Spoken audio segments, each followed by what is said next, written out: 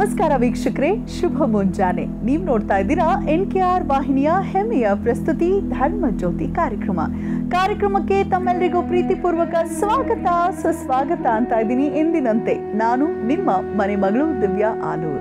ಬನ್ನಿ ಗುರುಗಳನ್ನ ಕಾರ್ಯಕ್ರಮಕ್ಕೆ ಸ್ವಾಗತಿಸೋಣ. ಇವತ್ತು ಏನೆಲ್ಲ ವಿಶೇಷವಾದ ವಿಚಾರವನ್ನ ನಮ್ಮೆಲ್ಲರ ಜೊತೆಗೆ ಹಂಚಿಕೊಳ್ಳಿಕ್ಕೆ ಸಿದ್ಧರಾಗಿದ್ದಾರೆ ಕೇಳೇ ಬಿಡೋಣ. ಶ್ರೀಯುತರು ನಾಡಿನ ಹೆಸರಾಂತ ಜ್ಯೋತಿಷಿಗಳು, ವೇದಾಗಮ ಪಂಡಿತರು, ಆಧ್ಯಾತ್ಮಿಕ ಚಿಂತಕರು, ವಾಚಸ್ಪತಿ ಗುರುಗಳು. ಗುರುಗಳೇ ನಮಸ್ಕಾರ. ಕಾರ್ಯಕ್ರಮಕ್ಕೆ ಹೃತ್ಪೂರ್ವಕ ಸ್ವಾಗತ ಗುರುಗಳೇ ತಮಗೆ. ನಮಸ್ತೆ ಗುರುಗಳೇ. ಪಂಚಾಂಗ ಶ್ರವಣ ಮಾಡೋಣ. ಓಂ ನಮಃ ಶಾಂತಾಯ ದಿವ್ಯಾಯ ಸತ್ಯಧರ್ಮ ಸ್ವರೂಪಿಣೆ ಸ್ವಾನಂದಾಮೃತ ತೃಪ್ತಾಯ ಶ್ರೀಧರಾಯ ನಮೋ ನಮಃ. ಓಂ ಗುರುಗಳೇ, ಈಗ ಪಂಚಾಂಗ ಶ್ರವಣ ಮಾಡೋಣ. ಆಗಲಿ. ನಮ್ಮೆಲ್ಲ ವೀಕ್ಷಕರಿಗೂ ಕೂಡ ಇವತ್ತಿನ ಧರ್ಮಜ್ಯೋತಿ ಕಾರ್ಯಕ್ರಮಕ್ಕೆ ಹಾರ್ದಿಕವಾದಂಥ ಸ್ವಾಗತವನ್ನು ಬಯಸ್ತಾ, ಹಾಗೆ ಯಾರ್ಯಾರು ಒಂದು ಆಗಸ್ಟ್ ತಿಂಗಳ 20ನೇ ತಾರೀಕಿನ ದಿವಸ ನಿಮ್ಮ ಹುಟ್ಟಿದ ಹಬ್ಬ, ಮದುವೆ ವಾರ್ಷಿಕೋತ್ಸವ ಇತ್ಯಾದಿ ಸಂಭ್ರಮಾಚರಣೆಯಲ್ಲಿದ್ದೀರಿ, ನಿಮಗೆಲ್ಲರಿಗೂ ಕೂಡ ಶುಭ ಹಾರೈಕೆಗಳನ್ನು ಸಲ್ಲಿಸ್ತೇನೆ. ಭಗವಂತ ನಿಮ್ಮೆಲ್ಲರ ಸಂಕಟಗಳನ್ನು ದೂರ ಮಾಡಿ ಇಷ್ಟಾರ್ಥವನ್ನು ಈಡೇರಿಸಲಿ, ಸದಾಕಾಲ ನಿಮ್ಮನ್ನು ಸಂರಕ್ಷಣೆ ಮಾಡಲಿ ಅಂತ ಹೇಳಿ ಅವನನ್ನು ಪ್ರಾರ್ಥನೆ ಮಾಡಿಕೊಳ್ತಾ ಇವತ್ತಿನ ಪಂಚಾಂಗದ ಕಡೆಗೆ ಮೊದಲು ಗಮನ ಹರಿಸೋಣ. ಇವತ್ತು ಸ್ವಸ್ತಿ ಶ್ರೀ ವಿಶ್ವಾವಸುನಾಮ ಸಂವತ್ಸರದ ದಕ್ಷಿಣಾಯನ ವರ್ಷ ಋತು ಶ್ರಾವಣ ಮಾಸದ ಕೃಷ್ಣ ಪಕ್ಷದ ದ್ವಾದಶಿ ದಿವಸ. ಇವತ್ತಿರ್ತಕ್ಕಂಥದ್ದು ಪುನರ್ವಸು ನಕ್ಷತ್ರ, ಸಿದ್ಧನಾಮಕ ಯೋಗ ಮತ್ತು ಗರಜಕರಣ. ಇದು ಇವತ್ತಿನ ಪಂಚಾಂಗ. ಇದರ ಜೊತೆಯಲ್ಲಿ ಇವತ್ತಿನ ಗ್ರಹ ಸ್ಥಿತಿಗಳನ್ನು ಒಂದು ಸಾರಿ ನೋಡಿದ್ರೆ, ಮೇಷ ವೃಷಭ ರಾಶಿಯಲ್ಲಿ ಯಾವುದೇ ಗ್ರಹ ಸಂಚಾರ ಇಲ್ಲ. ಮಿಥುನದಲ್ಲಿ ಗುರು, ಚಂದ್ರ ಮತ್ತು ಶುಕ್ರ, ಕರ್ಕಾಟಕದಲ್ಲಿ ಬುಧ, ಸಿಂಹದಲ್ಲಿ ರವಿ ಮತ್ತು ಕೇತು, ಹಾಗೆ ಕನ್ಯಾ ರಾಶಿಯಲ್ಲಿ ಮಂಗಳನ ಸಂಚಾರ ಇದೆ.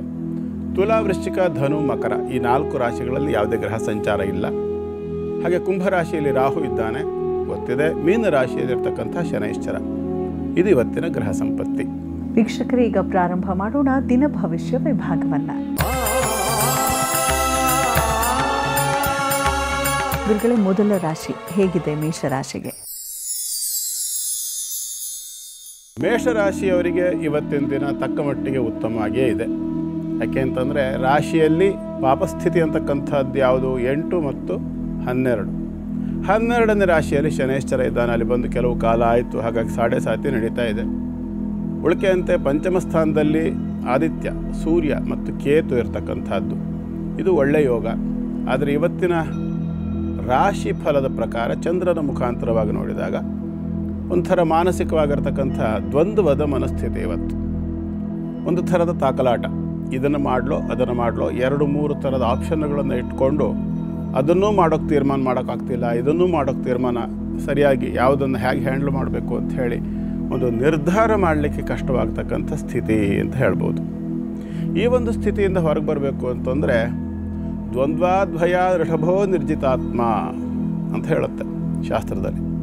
ಹಾಗಾಗಿ ಋಷಭ ಅಂತಂದರೆ ಯಾರು ಅಂದರೆ ಪುರುಷ ಋಷಭ ಅಂತ ನಾವು ಅವನನ್ನು ಅನೇಕ ಬಾರಿ ಕರಿತೇವೆ. ನಾವು ರಾಮಾಯಣದಲ್ಲಿ ರಾಮಚಂದ್ರನಿಗೆ ಆ ಒಂದು ಹೆಸರು ಬಹಳ ವಿಶೇಷವಾಗಿದೆ. ಹಾಗಾಗಿ ಇವತ್ತು ಆ ಒಂದು ದ್ವಂದ್ವದ ನಿರ್ನಾಮಕ್ಕೋಸ್ಕರವಾಗಿ ಮತ್ತು ಏಕ ಭಾವವನ್ನು ಹೊಂದಲಿಕ್ಕೋಸ್ಕರವಾಗಿ ಶ್ರೀರಾಮಚಂದ್ರನನ್ನು ಧ್ಯಾನ ಮಾಡಿಕೊಳ್ಳಿ ಮೇಷರಾಶಿಯವರು. ಶುಭವಾಗಲಿ ಅಂತ ಹಾರೈಸ್ತೀನಿ. ಮುಂದಿಂದು ವೃಷಭ ರಾಶಿ. ವೃಷಭ ರಾಶಿಯವರಿಗೆ ಕೂಡ ಇವತ್ತು ಪೂರ್ಣವಾಗಿರ್ತಕ್ಕಂಥ ಗಜಕೇಸರಿ ಯೋಗ. ರಾಶಿಯಾಧಿಪತಿ ಮತ್ತು ಷಷ್ಠಾಧಿಪತಿ ಆಗಿರ್ತಕ್ಕಂಥ ಶುಕ್ರ ಕೂಡ ಶುಭ ಸ್ಥಿತಿಯಲ್ಲಿರ್ತಕ್ಕಂಥದ್ದು. ಆದರೆ 2 ವೈರಿಗಳ ಜೊತೆ ಇದ್ದಾನೆ, ಗುರು ಮತ್ತು ಚಂದ್ರ.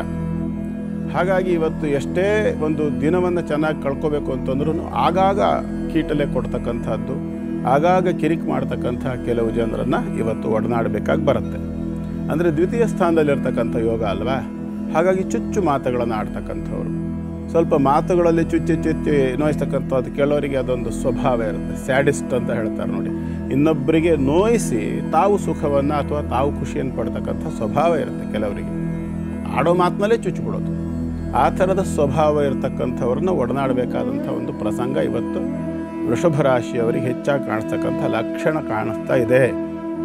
ಜೊತೆಯಲ್ಲಿ ಪಂಚಮ ರಾಶಿಯಲ್ಲಿರ್ತಕ್ಕಂಥ ಮಂಗಳನ ಒಂದು ಯೋಗ ಕೂಡ ಅಷ್ಟು ಶುಭ ಸ್ಥಿತಿಯಲ್ಲಿ ಇಲ್ಲ. ಹಾಗಾಗಿ ಸ್ವಲ್ಪ ಎಚ್ಚರಿಕೆ ವಹಿಸ್ಕೊಳ್ಳೋದು. ಜೊತೆಯಲ್ಲಿ ಮಕ್ಕಳ ಆರೋಗ್ಯದ ಬಗ್ಗೆ, ಅದರಲ್ಲೂ ಉಷ್ಣಾಂಶ ಅಥವಾ ಪಿತ್ತ ಸಂಬಂಧ ಸಮಸ್ಯೆ ಇರತಕ್ಕಂಥ ಮಕ್ಕಳ ವಿಚಾರದಲ್ಲಿ ಕೂಡ ವೃಷಭ ರಾಶಿಯವರು ಸ್ವಲ್ಪ ಎಚ್ಚರಿಕೆಯಿಂದ ಇರತಕ್ಕಂಥದ್ದು ಸೂಕ್ತ. ಸುಬ್ರಹ್ಮಣ್ಯನ ಆರಾಧನೆ ಮಾಡಿಕೊಳ್ಳಿ, ಶುಭವಾಗಲಿ. ಮುಂದಿಂದು ಮಿಥುನ ರಾಶಿ. ಮಿಥುನ ರಾಶಿಯವರಿಗೆ ಇವತ್ತು ಆಕಸ್ಮಿಕವಾಗಿರ್ತಕ್ಕಂಥ ಒಂದು ಧನಲಾಭವನ್ನು ನಿರೀಕ್ಷೆ ಮಾಡ್ತಕ್ಕಂಥ ಒಂದು ಕಾಲ. ಭೂ ಸಂಬಂಧ ಅಥವಾ ವಾಹನ ಸಂಬಂಧಿತವಾಗಿ ಕೂಡ ಸ್ವಲ್ಪ ಆದಾಯ ಬರ್ತಕ್ಕಂಥ ಎಲ್ಲ ಲಕ್ಷಣ ಇದೆ. ಹಾಗಾಗಿ ಮಿಥುನ ರಾಶಿಯವರಿಗೆ ಇವತ್ತು ಸ್ವಲ್ಪ ಟೆನ್ಷನ್ ಯಾವುದರಲ್ಲಿ ಬರ್ಬೋದು ಅಂದರೆ 3ನೇ ರಾಶಿಯಲ್ಲಿರ್ತಕ್ಕಂಥ ರವಿ ಮತ್ತು ಕೇತುಗಳಿಂದ. ಅದಕ್ಕೆ ಸಂಬಂಧಿತವಾಗಿರ್ತಕ್ಕಂಥದ್ದು ತಂದೆಯ ಆರೋಗ್ಯದ ಬಗ್ಗೆ ಸ್ವಲ್ಪ ಹೆಚ್ಚು ಎಚ್ಚರಿಕೆಯನ್ನು ವಹಿಸಬೇಕಾಗತ್ತೆ. ಮತ್ತು ಮುಖ್ಯವಾಗಿರ್ತಕ್ಕಂಥದ್ದು ಏನಪ್ಪ ಅಂತಂದರೆ ಸ್ವಲ್ಪ ಸಿವಿಯರ್ ಲೆವೆಲಲ್ಲಿರ್ತಕ್ಕಂಥವ್ರು ಸ್ವಲ್ಪ ಮನಸ್ಸನ್ನು ಗಟ್ಟಿ ಮಾಡ್ಕೊಳ್ಬೇಕಾಗಿ ಕೂಡ ಬರಬಹುದು ಕೆಲವರಿಗೆ. ಹಾಗಾಗಿ ಹೆಚ್ಚು ಟೆನ್ಷನ್ ಮಾಡ್ಕೊಳ್ಳೋಕ್ಕೇನು ಹೋಗಬೇಡಿ. ಭಗವಂತನನ್ನು ಧ್ಯಾನ ಮಾಡ್ಕೊಳ್ಳಿ, ಮೃತ್ಯುಂಜಯನ ಜಪ ಅಥವಾ ಪೂಜೆ ಹೋಮಾದಿಗಳನ್ನು ಮಾಡಿಸ್ಕೊಳ್ಳಿ, ಶುಭವಾಗಿ. ಮುಂದೆಂದು ಕರ್ಕಾಟಕ ರಾಶಿ.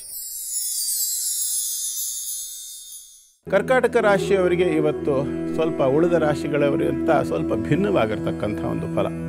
ಯಾಕೆ ಅಂತಂದರೆ 12ನೇ ರಾಶಿಯಲ್ಲಿರ್ತಕ್ಕಂಥ ರಾಶ್ಯಾಧಿಪತಿಯೂ ಹೌದು, ಭಾಗ್ಯಾಧಿಪತಿಯೂ ಹೌದು, ಲಾಭಾಧಿಪತಿಯೂ ಹೌದು, ಚತುರ್ಥಾಧಿಪತಿಯೂ ಹೌದು. ಈ ಥರದ ಒಂದು ಬಹಳ ವಿಪರೀತವಾಗಿರ್ತಕ್ಕಂಥ ಒಂದು ಸ್ಥಿತಿ ಇವತ್ತು ಕರ್ಕಾಟಕ ರಾಶಿಯವರಿಗೆ ಕಾಣಿಸುತ್ತೆ. ಅಂದರೆ ಅರ್ಥಾತ್ ಏನಪ್ಪ ಅಂತಂದರೆ ಇವತ್ತಿನ ದಿನ ಸ್ವಲ್ಪ ಜಾಸ್ತಿ ಬೇಸರವನ್ನು ಕೊಡ್ತಕ್ಕಂಥದ್ದು ಕರ್ಕಾಟಕ ರಾಶಿಯವರಿಗೆ, ರಾಶಿಯ ಒಂದು ಸ್ಥಿತಿಯ ಪ್ರಕಾರವಾಗಿ. ಅದಕ್ಕೆ ಸರಿಯಾಗಿ ಅಷ್ಟಮದಲ್ಲಿರ್ತಕ್ಕಂಥ ರಾಹು ಸ್ವಲ್ಪ ಮಟ್ಟಿನ ಆರೋಗ್ಯಕ್ಕೆ ಕೂಡ ಸಮಸ್ಯೆಯನ್ನು ಉಂಟು ಮಾಡ್ತಾ ಇರ್ತಾನೆ.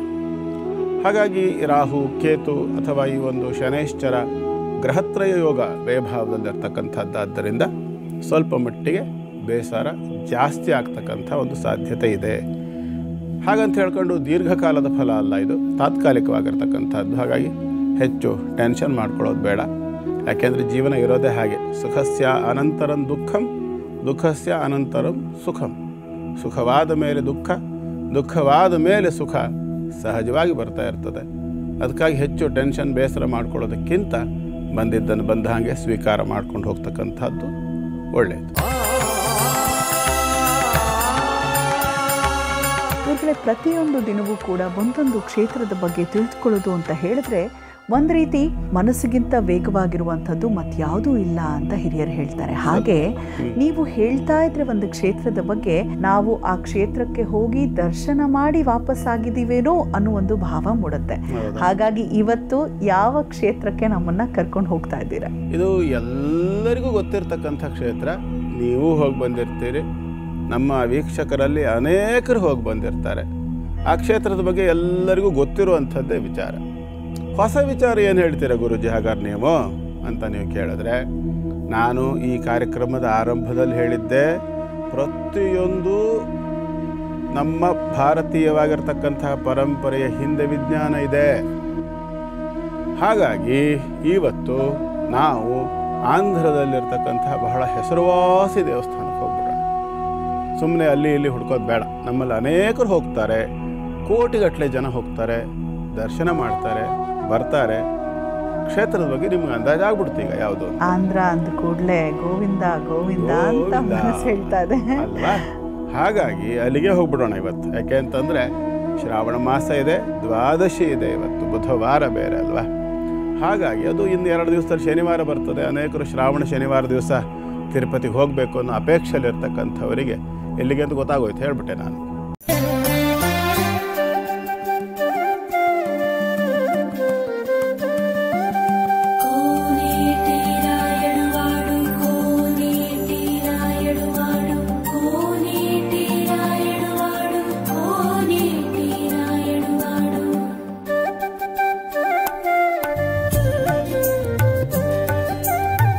ಅಲ್ಲಿಗೆ ಹೋಗ್ತಕ್ಕಂಥ ಒಂದು ಪ್ರಯತ್ನ. ಇದ್ರ ಜೊತೆಯಲ್ಲಿ ನಾವು ತಿರುಪತಿ ಕ್ಷೇತ್ರಕ್ಕೆ ಹೋಗ್ತಕ್ಕಂಥ ಸಂದರ್ಭದಲ್ಲಿ ಕೆಲವು ವಿಚಾರಗಳನ್ನು ನಾವು ಕೇಳಿದ್ದೇವೆ, ಎಲ್ಲರಿಗೂ ಗೊತ್ತಿರ್ತದೆ. ಆದರೆ ನನ್ನ ಸ್ವಂತ ಅನುಭವ ಹೇಳಬೇಕು. ನಾನು ಸುಮಾರೀಗ 3-4 ವರ್ಷಗಳ ಹಿಂದೆ ತಿರುಪತಿಗೆ ಹೋಗೋ ಸಂದರ್ಭದಲ್ಲಿ ಹೋದಾಗಲೇ ಕತ್ಲಾಗಿತ್ತು. ಸುಮಾರು ಒಂದು 9 ಗಂಟೆ ಆಗಿತ್ತು. ಬೆಟ್ಟ ಹತ್ತಲಿಕ್ಕೆ ಆರಂಭ ಮಾಡಿ ಬೆಳಗಿನವರೆಗೂ ಹತ್ತಿದ್ದೆ. ಬೆಟ್ಟನ ಹತ್ತಿ ಹೋಗೋಷ್ಟೊತ್ತಿ 7:30 ಆಗಿತ್ತು. ಬೆಳಗ್ಗೆ ಅಷ್ಟೊತ್ತನಕ ಬೆಟ್ಟ ಹತ್ತಿದ್ದೆ ರಾತ್ರಿ ಇಡೀ. ಆದರೆ ಕಾಲು ಸ್ವಲ್ಪ ಊತ ಬಂತು. ದರ್ಶನಕ್ಕೆ ಹೋಗೋಷ್ಟೊತ್ತಿಗೆ ಕಾಲು ಊತ ಬಂದು ನಡೆಯೋಕ್ಕೆ ಕೂಡ ಆಗಲಿಲ್ಲ. 4 ಹೆಜ್ಜೆ ಇಡೋಷ್ಟೊತ್ತಿಗೆ ಕೂತ್ಕೋಬೇಕು ಅನ್ನೋಷ್ಟು ಸಂಕಟ ಆಗ್ತಾಯಿತ್ತು. ಹೋಗಿ ಎಲ್ಲ ಕಡೆ ಅದೆಲ್ಲ ಕೌಂಟ್ರೆಲ್ಲ ದಾಟ್ಕೊಂಡು ಹೋಗಿ ಎದುರುಗಡೆ ಹಿಂಗೆ ನಿಂತು ದರ್ಶನ ಮಾಡಿ ಕಡೆ ಬರೋಷ್ಟೊತ್ತಿಗೆ ಕಾಲು ನೋವಿಲ್ಲ. ನನ್ನ ಸ್ವಂತ ಅನುಭವ ಹೇಳ್ತಾ ಇದ್ದೀನಿ ನಾನು.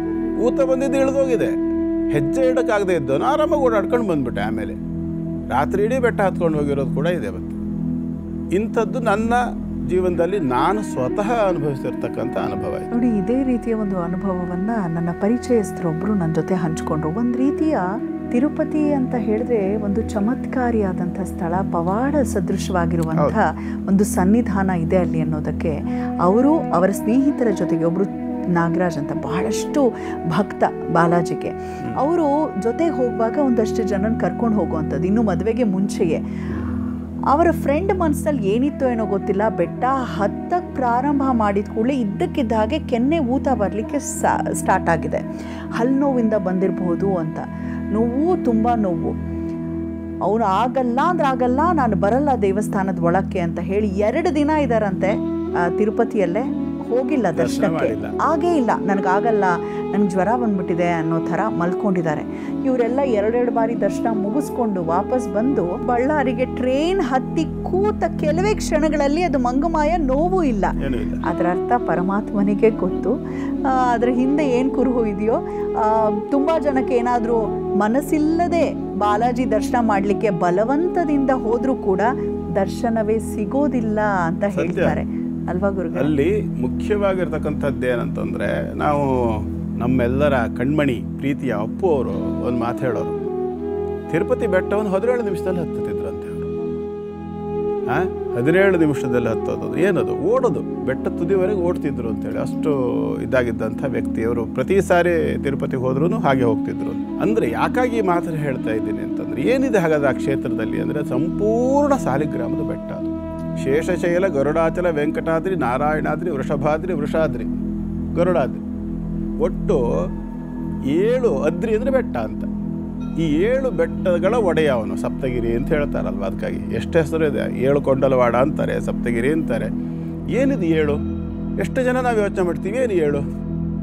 ನಮ್ಮ ಶರೀರದಲ್ಲಿರ್ತಕ್ಕಂಥ 7ರ ಸಂಬಂಧಿತವಾಗಿರ್ತಕ್ಕಂಥದ್ದು. ಅದಕ್ಕೆ ಹೇಳಿದ್ದು ಇವತ್ತು ಆ ವಿಚಾರಗಳನ್ನು ಹೇಳೋದಿಲ್ಲ ನಾನು, ಇಂಟರ್ನಲ್ ಹೇಳ್ತೀನಿ, ಅದರ ಒಳಗಡೆ ವಿಷಯವನ್ನು ಹೇಳ್ತಾ ಇದ್ದೀನಿ. ಅನೇಕರು ಹೋಗ್ತೀವಿ, ನಾವು ದರ್ಶನ ಮಾಡ್ತೀವಿ, ಅಲ್ಲಿ ನಾವು ಒಂದು ಸಾರಿ ಯೋಚನೆ ಮಾಡಬೇಕು.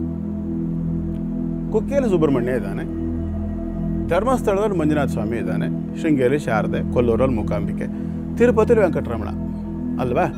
ಇಲ್ಲಿ ನಾವು ಯೋಚನೆ ಮಾಡೋಣ, ವಿಷ್ಣು ತತ್ವ, ಶಿವತತ್ವ, ಶಕ್ತಿ ಅಥವಾ ಸುಬ್ರಹ್ಮಣ್ಯ ತತ್ವ, ಲಕ್ಷ್ಮೀ ತತ್ವ, ಸರಸ್ವತಿ ತತ್ವ, ಇದೆಲ್ಲದೂ ಬೇರೆ ಬೇರೆ, ಎಲ್ಲದೂ ಒಂದೇ ಅಲ್ಲ. ಹಾಗಿದ್ದಿದ್ದರೆ ತಿರುಪತಿ ಇವತ್ತು ಧರ್ಮಸ್ಥಳ ಎಕ್ಸ್ಚೇಂಜ್ ಆಫರ್ ಮಾಡ್ಕೋಬೋದಿತ್ತು ಅಲ್ವಾ? ಮಂಜುನಾಥ ಅಲ್ಲೋಗಿ ಕೂತ್ಕೊಂಡು, ತಿರುಪತಿ ವೆಂಕಟರಮಣ ಇಲ್ಲಿ ಬಂದು ಕೂತ್ಕೊಂಡು ಬರಲ್ಲ. ಆ ಒಂದು ಭೂಮಿಯಲ್ಲಿ ಆ ಒಂದು ತತ್ವ ಅಂತಕ್ಕಂಥದ್ದಿರುತ್ತೆ. ಶ್ರೀಶೈಲ ಇದರಲ್ಲೂ ಕೂಡ ಹಾಗೆ ಬರ್ತದೆಯಲ್ಲ, ಅವನ ವೆಂಕಟರಮಣನ ದರ್ಶನ ಮಾಡಿದವರಿಗೆ ಮೋಕ್ಷ, ಪುನರಾಗಮನಂ ಇಲ್ಲ, ಪುನಃ ಮತ್ತೆ ಜನನಿ ಗರ್ಭದಲ್ಲಿ ಕೂರ್ತಕ್ಕಂಥ ಪುನರಪಿ ಜನನಂ, ಪುನರಪಿ ಮರಣಂ, ಪುನರಪಿ ಜನನೀ ಜಠರೇ ಶಯನಂ ಇತ್ಯಾದಿಗಳು ಆಗೋದಿಲ್ಲ ಅಂತ ಹೇಳ್ತದೆಯಲ್ಲ. ಯಾಕೆ? 7 ಧಾತುಗಳು ನಮ್ಮ ಶರೀರದಲ್ಲಿ ಉಂಟು. ಹಾಗೆ ನಮ್ಮ ಶರೀರದಲ್ಲಿ 7 ನಾಡಿಗಳು, ಸಪ್ತನಾಡಿಗಳು ಪ್ರಧಾನವಾಗಿ ಉಂಟು. ಇಡಾ, ಪಿಂಗಳ, ಸುಷುಮ್ನ, ದಕ್ಷ, ಪ್ರಜಾಪತಿ ಇತ್ಯಾದಿ ಹೇಳ್ತಾರೆ. ಹಾಗೆ ಅದರ ಜೊತೆಯಲ್ಲಿ 7 ಚಕ್ರಗಳುಂಟು. ಮೂಲಾಧಾರ, ಸ್ವಾಧಿಷ್ಠಾನ, ಮಣಿಪೂರಕ, ಅನಾಹತ, ವಿಶುದ್ಧಿ, ಆಜ್ಞೆ ಮತ್ತು ಸಹಸ್ರಾರ. ಎಲ್ಲರಿಗೂ ಗೊತ್ತಿರೋ ವಿಷಯ. ಆದರೆ ಈ ಗೊತ್ತಿರ್ತಕ್ಕಂಥ ಈ ಸಂದರ್ಭದಲ್ಲೂ ಕೂಡ ಎಷ್ಟೋ ಜನ ನಾವೇನು ಮಾಡ್ತೇವೆ ಅಂದರೆ, ಅದನ್ನು ಅನುಭವಿಸೋದಿಲ್ಲ. ಆ ನಾಡಿಗಳ ಜಾಗೃತಿಯನ್ನಾಗಲಿ, ಆ ಚಕ್ರಗಳ ಜಾಗೃತಿಯನ್ನಾಗಲಿ ನಾವು ಅನುಭವಿಸೋದಿಲ್ಲ. ಎಲ್ಲಿಯವರೆಗೆ ನಮ್ಮ ಜೀವಸತ್ವ ಅಂತಕ್ಕಂಥದ್ದು, ಜೀವಸತ್ವ ಆದರೆ ವಿಟಮಿನ್ ಅಲ್ಲ, ಮತ್ತು ಹಾಕಿ ತಗೋಬೇಡಿ, ಜೀವಸತ್ವ ಆದರೆ ವಿಟಮಿನ್ ಅಂತ ಹೇಳ್ಕೊಳ್ಬೇಕಾದ್ರೆ ಪರವಾಗಿಲ್ಲ. ಆದರೆ ಈ ಒಂದು ಶರೀರವನ್ನು ಜಾಗೃತವಾಗಿ ಇಡ್ತಕ್ಕಂಥ ಏನು ಚೈತನ್ಯ ಅಂತ ಇದೆ, ಇದರೊಳಗಡೆ ಒಂದು ಜೀವ ಸತ್ ಅಂತ ಹೇಳ್ತಾರೆ. ಅದಕ್ಕೆ ಸಂಸ್ಕೃತದಲ್ಲಿ ಸತ್ ಅಂದರೆ ಅಸ್ತಿತ್ವ ಅಂತ ಅರ್ಥ. ಈ ಒಂದು ಶರೀರಕ್ಕೆ ಅಸ್ತಿತ್ವವನ್ನು ಕೊಟ್ಟಿರ್ತಕ್ಕಂತಹ ಚೈತನ್ಯ ರೂಪ ಏನಿದೆಯಲ್ಲ, ಅದಕ್ಕೆ ಸತ್ ಅನ್ನೋದು. ಆ ಒಂದು ಸತ್ ಅಂತಕ್ಕಂಥದ್ದು ಚಿತ್ ಅನ್ನುವಂಥದ್ದು ಪರಮಾತ್ಮ ತತ್ವ ಅಂತ. ಚಿತ್ ಅಂತಂದರೆ ಚಿರಂತನವಾಗಿರ್ತಕ್ಕಂಥದ್ದು, ಯಾವಾಗಲೂ ಇರುವಂಥದ್ದು ಅಂತ ಚಿತ್ ಅಂದರೆ. ಹಾಗಾಗಿ ಯಾವಾಗ ಈ ಸತ್ ಅನ್ನೋದು ಆ ಚಿತ್ತ ಜೊತೆ ಕನೆಕ್ಟ್ ಆಗ್ತದೆಯಲ್ಲ, ಆಗ ಆನಂದ ರೂಪವಾಗ್ತದೆ, ಆಗ ಸಂತೋಷ, ಸಮಾಧಾನ, ಖುಷಿ ಎಲ್ಲ ಸಿಗ್ತದೆ. ಆ ಒಂದು ಖುಷಿಯನ್ನು ನಾವು ಅನುಭವಿಸ್ಬೇಕು ಅಂತಂದರೆ ವೆಂಕಟರಮಣನ ಎದುರುಗಡೆ ನಿಂತು ನೋಡಬೇಕು. ನನ್ನ ಸ್ವಂತ ಅನುಭವನೇ ನಾನು ಹೇಳೋದು. ನಾನು ಅಲ್ಲಿ ನಿಂತಾಗ ಶರೀರದ ಒಳಗಡೆ ಒಂದು ಥರದ ಈ ಕರೆಂಟ್ ಪಾಸ್ ಆದ ಹಾಗೆ ಅನುಭವ ಆಯಿತು ನನಗೆ. ಅಂದರೆ ಆ ಒಂದು ದೇವತಾ ತತ್ವದ ಏನಿದೆ ಅದರ ಜೊತೆಗೆ ನಮ್ಮನ್ನು ನಾವು ಸಂಪರ್ಕ ಸಾಧಿಸಬೇಕು. ಕಮ್ಯುನಿಕೇಟೆಡ್ ವಿತ್ ಕನೆಕ್ಷನ್ ಅಂತ, ಜೊತೆಯಲ್ಲಿ ಕನ್ವಿಕ್ಷನ್, ಇನ್ವಾಲ್ವ್ಮೆಂಟ್. ಇದೆಲ್ಲ ಯಾಕೆ ಇಂಗ್ಲೀಷಲ್ಲಿ ಹೇಳ್ತಿದ್ದೀನಿ, ನಮ್ಮ ಜನರಿಗೆ ಬೇಗ ಅರ್ಥ ಆಗಲಿ ಅನ್ನೋದಷ್ಟೇ.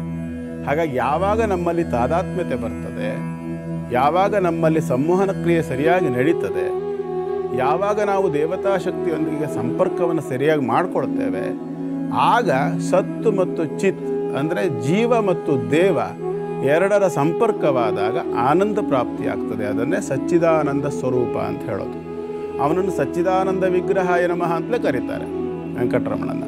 ಹಾಗಾಗಿ ನೆಕ್ಸ್ಟ್ ಟೈಮ್ ಯಾರು ತಿರುಪತಿಗೆ ಹೋಗ್ತೀರಿ, ನೆನ್ಪಿಟ್ಕೊಳ್ಳಿ, ನಮ್ಮ ಶರೀರದಲ್ಲಿ ಇರತಕ್ಕಂತಹ 7 ಧಾತುಗಳ ಪುಷ್ಟೀಕರಣ, ಚರ್ಮದಿಂದ ಆರಂಭ ಮಾಡಿ ಅಸ್ಥಿ ಅಂದರೆ ಮೂಳೆಯ ಒಳಭಾಗದಲ್ಲಿ ಹರಿತಕ್ಕಂತಹ ರಸ ಏನಿದೆ ಆ ತತ್ವದವರೆಗೆ, ಅಲ್ಲಿಯವರೆಗೆ ಒಟ್ಟು 7 ಧಾತುಗಳು ಉಂಟು ಅಂತ ಹೇಳ್ತಾರೆ. ಅಸ್ಥಿ, ಮಜ್ಜ, ಮಾಂಸ, ಚರ್ಮ, ರಕ್ತ, ಧಾತು, ನಾಡಿ, ಈ ಒಟ್ಟು ಈ 7 ಭಾಗಗಳು ಶರೀರದಲ್ಲಿ. ಇವನ್ನು ಸಂಪೂರ್ಣವಾಗಿ ಶುದ್ಧೀಕರಣಗೊಳಿಸ್ತಕ್ಕಂಥದ್ದು ಆ ಒಂದು ದೇವತಾ ಶಕ್ತಿಯ ಚೈತನ್ಯ ಅಂತಕ್ಕಂಥದ್ದು ಶರೀರದೊಳಗೆ ಪ್ರವೇಶವಾದಾಗ.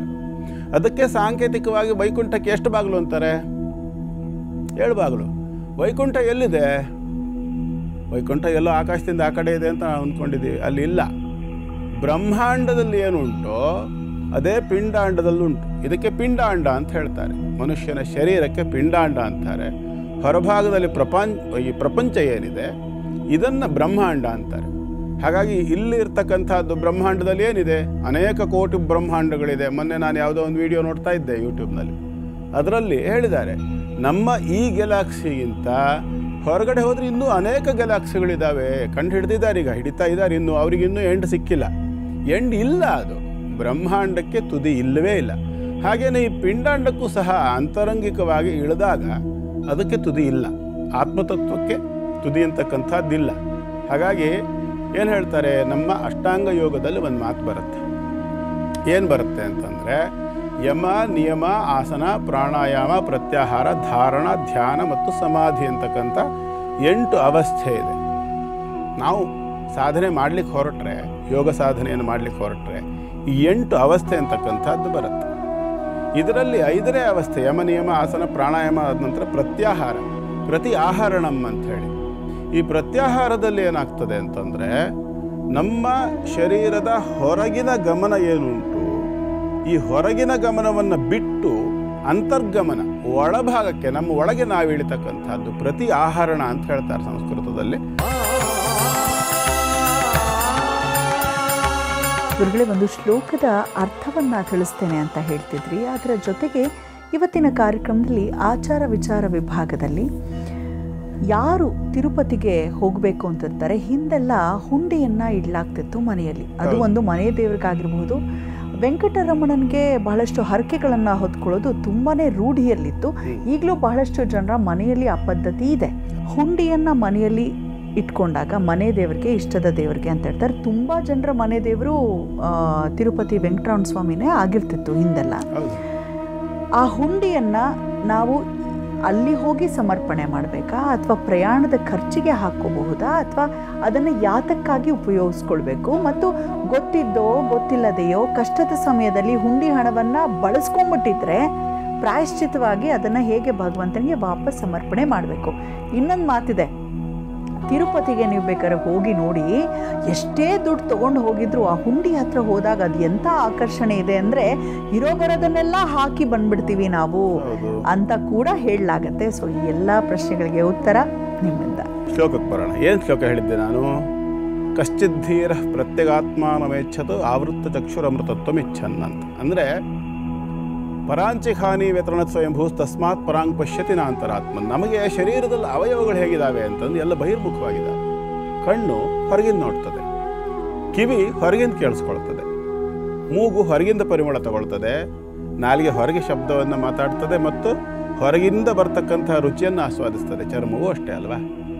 ಹೀಗೆ ಶಬ್ದ, ಸ್ಪರ್ಶ, ರೂಪ, ರಸ, ಗಂಧ ಇದನ್ನು ಹೊರಮುಖವಾಗಿರ್ತಕ್ಕಂಥ ಇಂದ್ರಿಯಗಳಿಂದ ನಾವು ನೋಡೋದ್ರಿಂದ ಭಗವತ್ ತತ್ವದ ಚಿಂತನೆ ಅಂತಕ್ಕಂಥದ್ದು ಹೊರಗೆ ಅನುಭವಕ್ಕೆ ಬರೋದಲ್ಲ.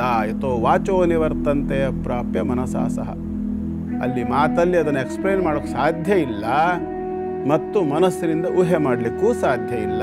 ಹಾಗಾದರೆ ಹೇಗೆ ಅದು ಮತ್ತೆ ನೋಡೋದು ಅಂತಂದರೆ ನಾನು ಯಾವಾಗಲೂ ಹೇಳ್ತೀನಿ, ಮಾವಿನ ಹಣ್ಣು ತಿಂದ ಹಾಗೇನೆ. ಮಾವಿನ ಹಣ್ಣು ಹೇಗಿದೆ ದಿವ್ಯಮ್ಮ ಕೇಳಿದ್ರೆ ನೀವು ರುಚಿಯಾಗಿದೆ ಗುರುಜಿ, ರುಚಿ ಸ್ವೀಟ್ ಆಗಿದೆ ಗುರುಜಿ. ಓ ಸಕ್ಕರೆ ಥರನ? ಅಲ್ಲ. ಯಾವುದನ್ನೇ ಕೇಳಿ ನೇತಿ ವೇದವೂ ಅದನ್ನ ಹೇಳ್ತೀವಿ, ಇದಲ್ಲ ಅಂತ ಹೇಳ್ಬಹುದೇ ಹೊರತು ಇದು ಅಂತ ಹೇಳಲಿಕ್ಕೆ ಸಾಧ್ಯ ಇಲ್ಲ. ಯಾಕೆ ಅಂದರೆ ಅದು ಅನುಭವ ವೇದ್ಯ. ದೇವತಾ ಶಕ್ತಿ, ದೈವ ಚೈತನ್ಯ ಅಂತಕ್ಕಂಥದ್ದು ಅನುಭವಕ್ಕೆ ಬರೋದೇ ಹೊರತು ವಿವರಣೆಗೆ ಬರೋದಲ್ಲ. ಏನು ಎಕ್ಸ್ಪ್ಲೇನ್ ಮಾಡಿದ್ರೂ ಅದನ್ನು ಮೀರಿದ್ದಾಗಿರುತ್ತೆ. ಹಾಗಾಗಿ ಏನು ಮಾಡಬೇಕು ನಾವು? ಕಶ್ಚಿತ್ ಧೀರ ಅಂತಂದ್ಕೊಂಡು ಎಲ್ಲರೂ ಭಾರಿ ಶಕ್ತಿವಂತ. ಧೀ ಅಂತಂದರೆ ಜಾಣ ಅಂತ, ರಾ ಅಂದರೆ ರಮತೆ. ಯಾರು ಜಾಣತನದಲ್ಲಿ ಅಥವಾ ಬುದ್ಧಿವಂತನಾಗಿರ್ತಾನೋ ಅವನು. ಬುದ್ಧಿವಂತ ಅಂತಂದರೆ ಕತ್ರಿ ಬುದ್ಧಿವಂತಿಕೆ ಅಲ್ಲ. ನಮ್ಮಲ್ಲಿ ಅನೇಕರು ಬುದ್ಧಿವಂತ ಅಂತ ಅಂದ್ಕೊಂಡು ಆ ಥರ ಯೋಚನೆ ಮಾಡ್ತಾರೆ. ಹಾಗಲ್ಲ ಅದು. ಸಂಸ್ಕೃತದಲ್ಲಿ ಧೀರ ಅಂದರೆ ಬುದ್ಧಿವಂತ ಅಂತ ಅರ್ಥ. ಬುದ್ಧಿವಂತ ಅಂದರೆ ಯಾರು ಅಂತಂದರೆ ಯಾರು ತಾನು ತಿಳ್ಕೊಳ್ಬೇಕು ಅಂತ ಪ್ರಾಮಾಣಿಕವಾಗಿ ಬಯಸ್ತಾನೋ ಅವನನ್ನು ಧೀರ ಅಂತಾರೆ. ಅವನೇನು ಮಾಡಬೇಕು ಅಂತಂದ್ರೆ ಕಣ್ಣು ಮುಚ್ಚಬೇಕಂತ. ಪಂಚೇಂದ್ರಿಯಾಣಾಂ ನಯನಂ ಪ್ರಧಾನಂ. ನಮ್ಮ ಇಂದ್ರಿಯಗಳಲ್ಲಿ ಸರ್ವಪ್ರಧಾನವಾಗಿರ್ತಕ್ಕಂಥದ್ದು ಕಣ್ಣು. ಕಣ್ಣನ್ನು ನಾವು ಮುಚ್ಚಿದ್ವಿ ಅಂತಂದರೆ ತತ್ಕ್ಷಣದಲ್ಲಿ ಪ್ರಪಂಚ ದರ್ಶನ ಅಂತಕ್ಕಂಥದ್ದು ಸಂಪರ್ಕವನ್ನು ಕಡ್ಕೊಳ್ತದೆ. ಮೊದಲನೇ ಸಂಪರ್ಕ ಅಲ್ಲಿಂದ ಕಟ್ಟಾಗ್ತದೆ. ಅಂತರ್ಮುಖವಾಗಿ ನಾವು ಯೋಚನೆ ಮಾಡ್ತಾ ಕೂತಾಗೂ ಒಂದೊಂದೇ ಅಂಗಗಳು ಅಂತರ್ಮುಖವಾಗಲಿಕ್ಕೆ ಆರಂಭ ಆಗುತ್ತೆ. ಹೊರಗಿನ ಸ್ಪರ್ಶ ಹೊರಟೋಗ್ತದೆ, ಹೊರಗಿನ ಪರಿಮಳ ಹೊರಟೋಗ್ತದೆ, ಹೊರಗಿನ ಶಬ್ದ ಹೊರಟೋಗ್ತದೆ, ಮತ್ತು ಬಾಯಿಗೂ ಮುಚ್ಚಿರ್ತೇವಲ್ಲ, ಹೊರಗಿನ ರುಚಿಯೂ ಹೊರಟೋಗ್ತದೆ. ಹೀಗಾಗಿ ನಾವೇನು ಮಾಡ್ತೇವೆ ಅಂತಂದರೆ ಅಂತರಂಗದಲ್ಲಿ ಆ ದೇವತಾ ಚೈತನ್ಯದ ಚಿಂತನೆಯನ್ನು ಆರಂಭ ಮಾಡ್ತೇವೆ. ಆಗ ಮಾತ್ರವೇ ನಮಗೆ ದೇವತಾ ತತ್ವದ ಅನುಭವ ಬರಲಿಕ್ಕೆ ಸಾಧ್ಯ ಅದನ್ನು ಹೇಳ್ತದೆ ಅಷ್ಟಾಂಗ ಯೋಗದ. ಹಾಗಾಗಿ ನಾವು ಹಾಗಂತ ಬರೋದಿಲ್ವಾ? ಖಂಡಿತ ಬರ್ತದೆ. ಯಾಕೆ ಬರುತ್ತದೆ ಅಂತಂದರೆ ನಮಗೆ ಗೊತ್ತಿಲ್ಲದಲೇ ನಾವು ದೇವ್ರ ಮುಂದೆ ಹೋಗಿ ನಿಂತಾಗ ಕೈ ಮುಗಿದು ಕಣ್ಣು ಮುಚ್ಕೊಳ್ತೀವಿ. ಅಲ್ಲೂ ಕೂಡ ಗೊತ್ತಿಲ್ಲದಲೇ ಅಲ್ಲಿ ಕಣ್ಣು ಮುಚ್ಚೋದೆ. ಮತ್ತು ದೇವ್ರಿಗೆ ನಮಸ್ಕಾರ ಮಾಡುವಾಗ ಯಾರು ಕಣ್ಣು ಬಿಟ್ಕೊಂಡು ನಮಸ್ಕಾರ ಮಾಡ್ತೀವಿ? ಉದ್ದಕ್ಕೆ ನಮಸ್ಕಾರ ಮಾಡುವಾಗ ಕಣ್ಣು ಬಿಟ್ಟಿರ್ತೀವ? ಕೈ ಮುಗಿದು ಹಿಂಗೆ ನಿಂತಾಗ ದೇವ್ರ ಮುಂದೆ ಹೋದ ಕಣ್ಣು ಆಟೋಮೆಟಿಕಾಗಿ ಮುಚ್ಕೊಳ್ತದೆ. ಅದು ವ್ಯವಸ್ಥೆ ಆಗಿದೆ ಶರೀರದಲ್ಲಿ. ಮತ್ತು ನಮ್ಮ ಶರೀರ ನಾವು ಕೈ ಮುಗಿಯುವಾಗ ಹೇಗೆ ಮಾಡ್ತೇವೆ? ಹೀಗೆ ಕೈ ಮುಗಿತೇವೆ ಅಲ್ವಾ? ಹೀಗೆ ಕೈ ಮುಗಿದಾಗ ಬೆರಳುಗಳನ್ನು ಗಮನಿಸಿ. ಕೆಳಗಿಂದ ಮೇಲ್ಮುಖವಾಗಿ ಬಂದಿದೆ, ಮತ್ತು ಮೇಲಿಂದ ಕೆಳಮುಖವಾಗಿ ಬಂದಿದೆ. ಇಲ್ಲಿಂದ ಹೀಗೆ ಬರ್ತದೆ. ತರಂಗಗಳು ಹೀಗೆ ಹೋಗೋದು. ದೇವತಾ ಶಕ್ತಿಯ ತರಂಗಗಳು ಕೂಡ ಹೀಗೆ ಹೋಗೋದು. ಇದು ಕರೆಕ್ಟಾಗಿ ಗಮನಿಸಿ. ಬೆರಳನ್ನು ಹೀಗೆ ಏರಿಳಿತಾ ಇದೆ, ಬೆರಳುಗಳು ಹಿಂಗೆ ಮಾಡಿದಾಗ ಕೂಡ ಇದು ರಿಸೀವಿಂಗ್. ಇದು ನಾವು ದೇವತಾ ಶಕ್ತಿಗಳ ಮುಂದೆ ನಮಸ್ಕಾರ ಮಾಡುವಾಗ ಈ ಎರಡು ಬೆರಳುಗಳನ್ನು ಹೃದಯಕ್ಕೆ ತಾಗಿಸ್ಕೋಬೇಕು ಅಂತ ಹೇಳುತ್ತೆ. ತಿರುಪತಿಯಲ್ಲಿ ಏನು ಮಾಡ್ತೇವೆ? ತಲೆ ಮೇಲೆ ಕೈ ಎತ್ತಿ ಮುಗಿತೇವೆ. ಸಹಸ್ರಾರಕ್ಕೆ ಕನೆಕ್ಟಿವಿಟಿ ಅದು. ನಮಗೆ ಅದ್ರ ಕಲ್ಪನೆಯೇ ಇಲ್ಲ. ಒಟ್ಟು ಹೋಗು, ದೇವಸ್ಥಾನಕ್ಕೆ ಹೋಗು, ನಮಸ್ಕಾರ ಮಾಡು, ತಿರುಪತಿ ಯಾತ್ರೆಗೆ ಹೋಗು, ಹುಂಡಿ ಹಾಕು. ಹುಂಡಿ ವಿಚಾರಕ್ಕೆ ಈಗ ಬರ್ತೀನಿ. ಹುಂಡಿ ಇಡಬೇಕು ಮನೆ ಒಳಗೆ. ಹೌದು, ಇಡಬೇಕು.